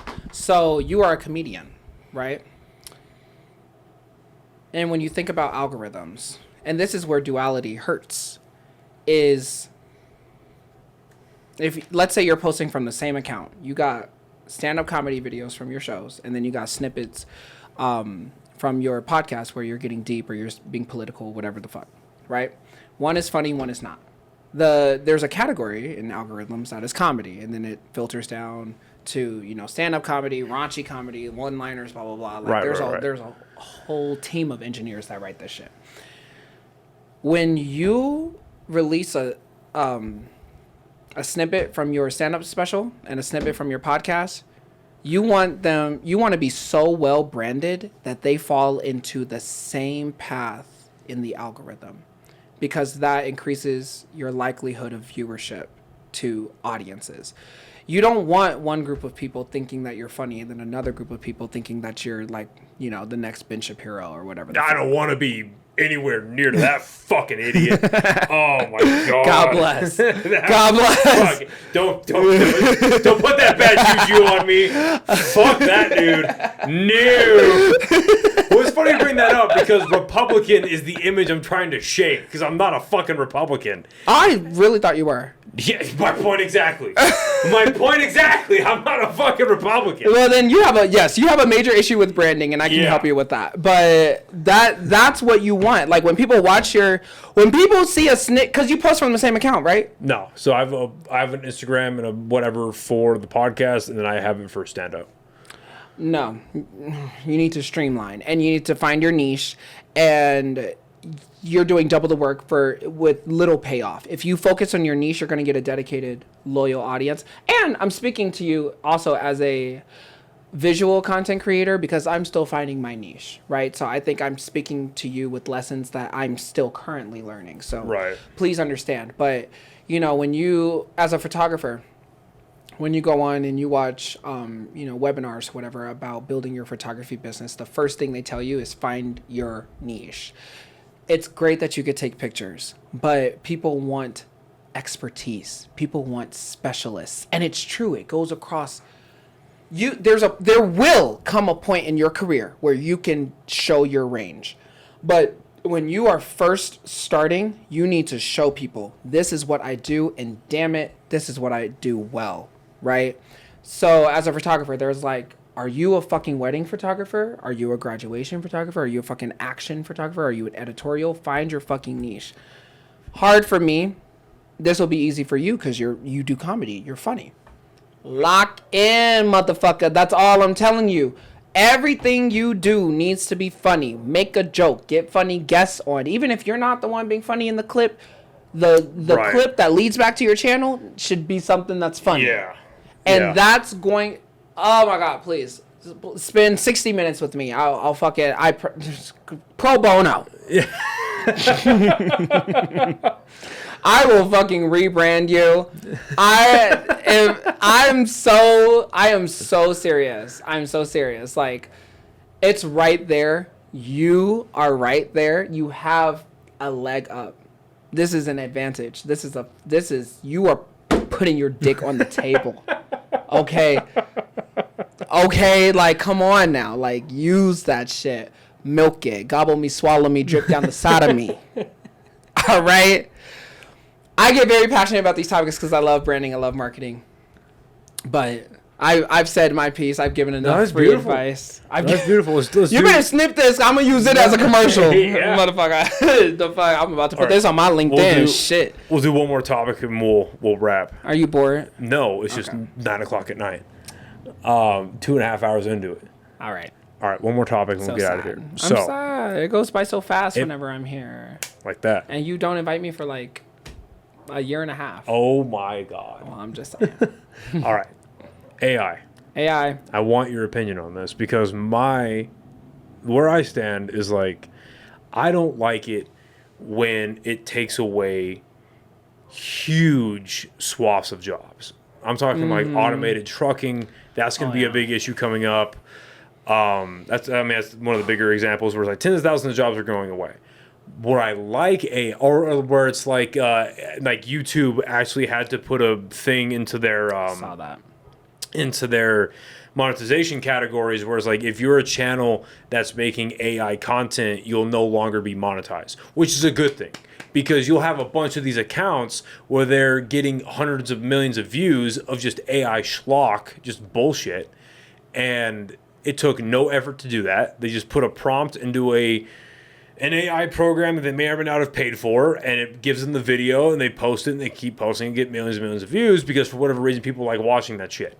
And the algorithm caught onto it and whatever. So I'm glad that YouTube has put a stop to that because that was a major issue with their YouTube shorts, right? Okay, I get that. But where AI is useful, like for me as a low-level creator, not a ton of money, and not a lot of time, I use AI to edit the podcast. I use AI to pull clips. I'll use AI to make like a stand-up flyers. I'll use that, right? Where it's like, I am not great at graphic design, but I know that if I go to ChatGPT and I'm like, hey, make this flyer for this show. Here's the information. Here's the style that I want. Okay, I like that. Do it in another style. Okay, do it in another style. And I just put in these prompts that take 5 seconds. It pumps out work that would have taken me hours. That's where I like AI. How do you feel? Well, as a creator, I am anti-AI because I think it does take away a lot of... There are editors out there begging for work. And AI, just like how you said, it does their work so efficiently or to a degree that is good enough. You know, I'm not going to say it's at the same caliber as a human editor, but it's good enough. And it hurts. Like, I even think of, just like how I told you, I spent 75 hours editing that music video, and whether people like it or not, think it's good or not, whatever, like, I dedicated that time, and I don't think AI has the same vision that I have. But like how you said, I believe it is taking jobs. A lot of people swear up and down it's the Mexicans, and I'm like, no. It's fucking not, bro. It's fucking Allen Iverson. Like, the AI is fucking taking our fucking... Was he a basketball player? Yeah. He goes by AI. Allen Iverson is taking our jobs, bitch. That's the title of this video. So you better fucking make it to Allen Iverson is taking our jobs, okay? No, but AI, and a lot of people kind of, they go toe-to-toe with me about that. They're like, well, no, it's not. It's enhancing jobs or whatever.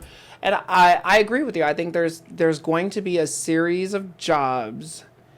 Even, well, just like how you said, like the automated vehicles and trucking and stuff like that. I'm like, bro, like, we need garbage men.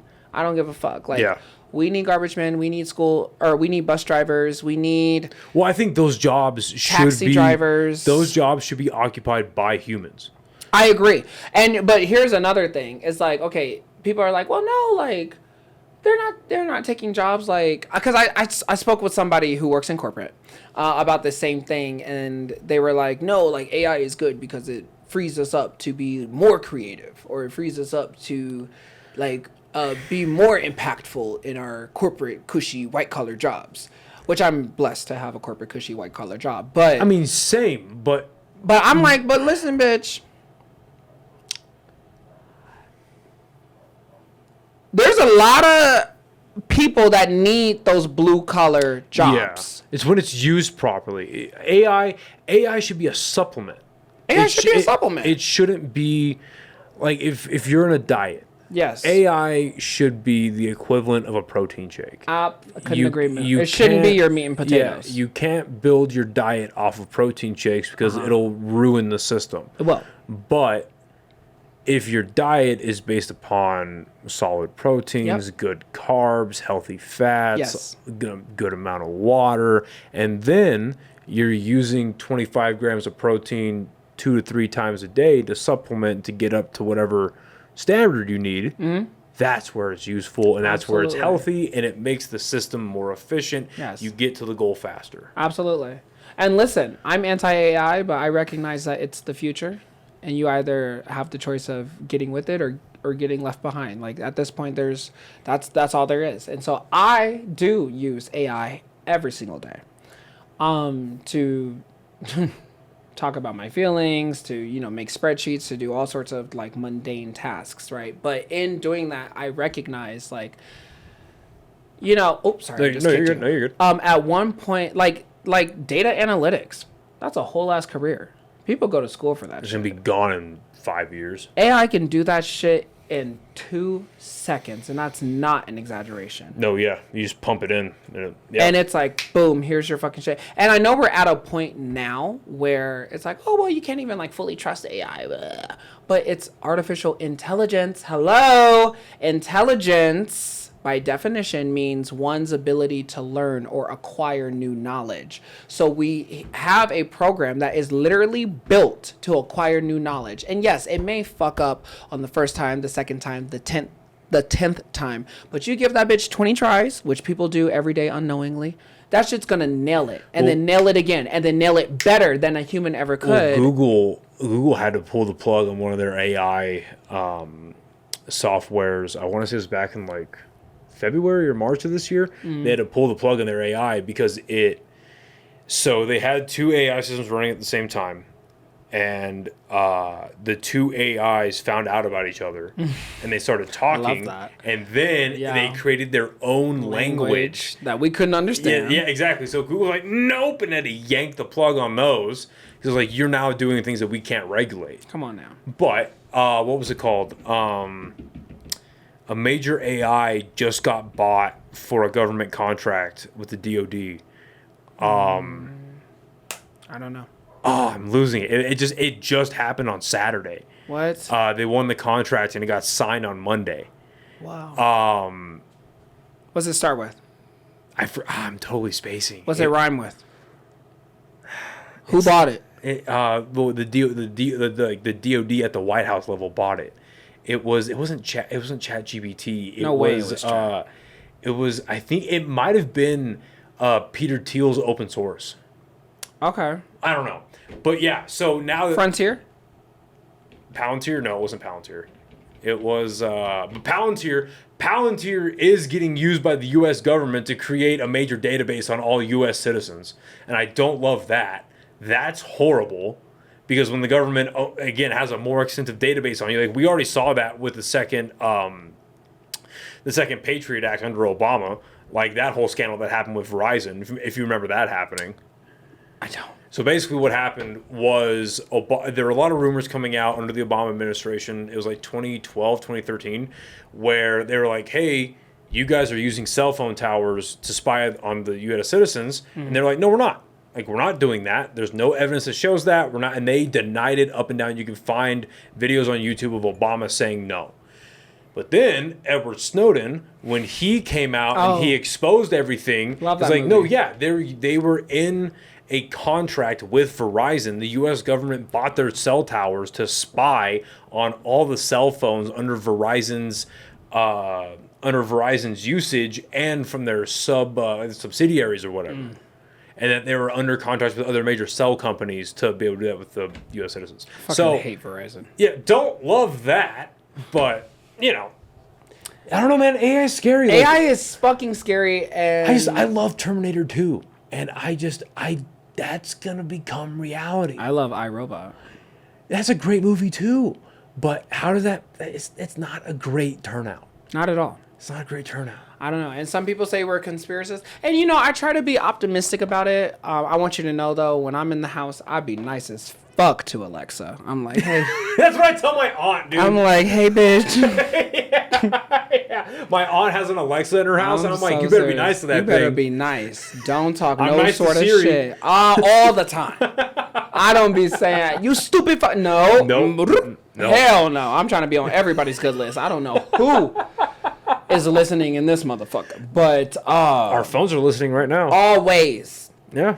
You know, my Twitter algorithm started recommending conversion content to me. Like anti-gay, like it's okay, like your phone's like he's too gay. I don't know what the fuck. We need to dial it back. I don't know what the fuck my phone has been hearing or thinking. Maybe my phone's like, nah, nigga, you too gay. That's real like, shit. You need to reel that shit. I remember the first time I ran into my phone listening to me. So I just come back from deployment, and me and my buddy Joey, we were hanging out at his apartment. It was like maybe like 6, 7 at night. Like, we went to for food. Like, oh, we could get pizza, and then we just totally like forgot to order food. We kept playing video games, and then like an hour and a half, 2 hours later, he opens his Instagram and he starts getting ads for Domino's and for Little Caesars, and that's all it was. It's like, oh, shit. I think Alex Jones is right about this one. Yo. Fuck. It's crazy. But I don't know what to tell it to listen to, but I'm like, look, I'm tired of getting all these. I used to think that being gay was the way that I was, and then I found Christ. Listen. I'm like, you are really... that's a reach. Was that the conversion therapy stuff you were getting? I was like hyper religious, hyper. Mm-hmm. I hate that shit, dude. Like as a Christian, I fucking hate that. Because I haven't seen it personally, but I've heard of that where it's like a bunch of just campaign ads where it's like, yeah, I used to be gay, but then I found the Lord, and it's like, well, okay, even if let's just give a little bit of benefit of the doubt. Where it's like maybe that happened for this specific person. Sure. That totally didn't get paid to say that. Okay. That's if you're recruiting for any organization, I'm not convinced that alienating people is a way to do it. Right. I don't know if that's the best way. I'm not sure either. And, you know, and for the record, all the priests and pastors I know are on their knees sucking dick. You know what? That tends to be an underlying, a common denominator. I'm just saying. Unfortunately. I'm like, bitch. How many scandals have to happen? How many... That's for the next podcast. How many scandals have to You know what? I live for that because everyone's out here like, oh, like drag queens are bad for kids, which... Whatever. I disagree. I get it. I have a problem with seeing both sides of everything. But, like, I get it. I don't want to make my queer community mad at me. They're like, bitch, we watched this whole fucking video to the end just for you to say that shit. Are you fucking kidding? Listen, if their biggest issue is you talking to what they perceive as a negative opinion of drag queens, I think they have pretty good problems in their lives if that's the thing that's going to piss them off. I hope so, yeah. But I'm like, no, it's not the motherfucking drag queens. It's the politicians and the priests and the pastors and anything that fucking starts with P. P. Diddy. It's anything that starts with P. Well, I think it's people. Starting with people. P. I think it's people that project. That's what I think it is. I think that's what I think because there are good pastors that walk the line. Absolutely. There are good priests. There are all of that. But I think it's and you'll find this in any category of life where I think it's just people that project an image. Because again, we were talking about authenticity earlier. You can tell when someone truly believes what they're saying, and you can tell when somebody is trying to sell you on something. Like you can tell, right? You can. And I think it's a human problem where it's projection, and they are so, whether it's desperate, insecure, mixture of both, where someone wants you to believe something about themselves that they can't naturally sell. That's when you can start kind of peeling back the layers, and it's like, oh yeah, you don't exactly like, not to cliche, but practice what you preach or whatever it is. That's when you start you can start asking questions. And then Yeah. that's when you were into, like, in the 90s in Chicago, actually, in Boston, where they found out about the giant ring of priests that were molesting children, and that ran throughout Boston, and then it ran throughout the rest of the Catholic Church. And then it follows all the way today with the Epstein stuff. To bring this all to a close, where it's like you find all of these things where it's like, yeah, it's the people that talk about it the most, and the people that aren't, they're again, it is between just telling you how they feel and then trying to sell you on something. Mm-hmm. Where you find, like, yeah, those guys are trying to sell you it for a reason. Yeah. They're clearly not telling the truth. Yeah, absolutely. I couldn't agree more. I don't know, man. Anyway, it's been a lot of fun. It has been a lot of fun. Damn near 3 hours, dude. Well, you said it was long form. Yeah, it was great. I love it. This is awesome. And make sure y'all tune in for part 2 on my channel. No, I'm just kidding. Could you imagine? Remember back when influencers did that? Yeah. Yeah? Yeah. I'm gonna start a podcast. If you started a podcast, I'll go on it.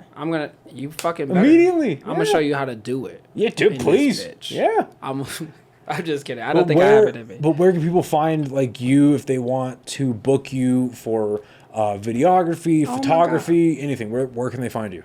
You can find me on Instagram at tbabybaby. That's TABABYBABYYYY. Motherfuckers.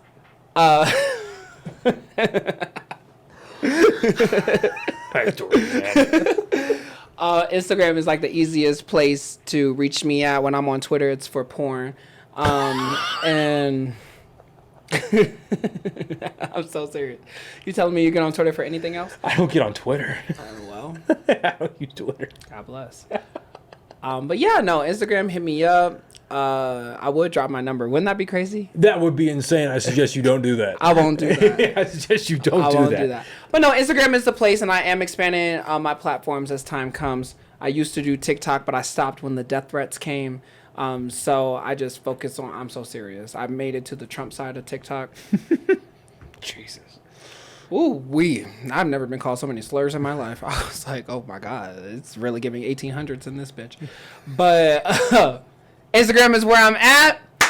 Go ahead, give me a follow. If you think that I'm cute, go ahead, send me a message. If you trying to book me for some shit, ask me a question. If you would need some marketing, PR, agency sort of advice, I do all that shit. Look, I ain't even taking my own advice, because what I tell you, find your niche. That's my advice to any creator that's out there. That's my advice to you. We're going to work on it. If you take me up on my offer, because I don't talk out of my ass. Okay? I know. I use my ass for other things, but it's not for talking. I knew it was coming.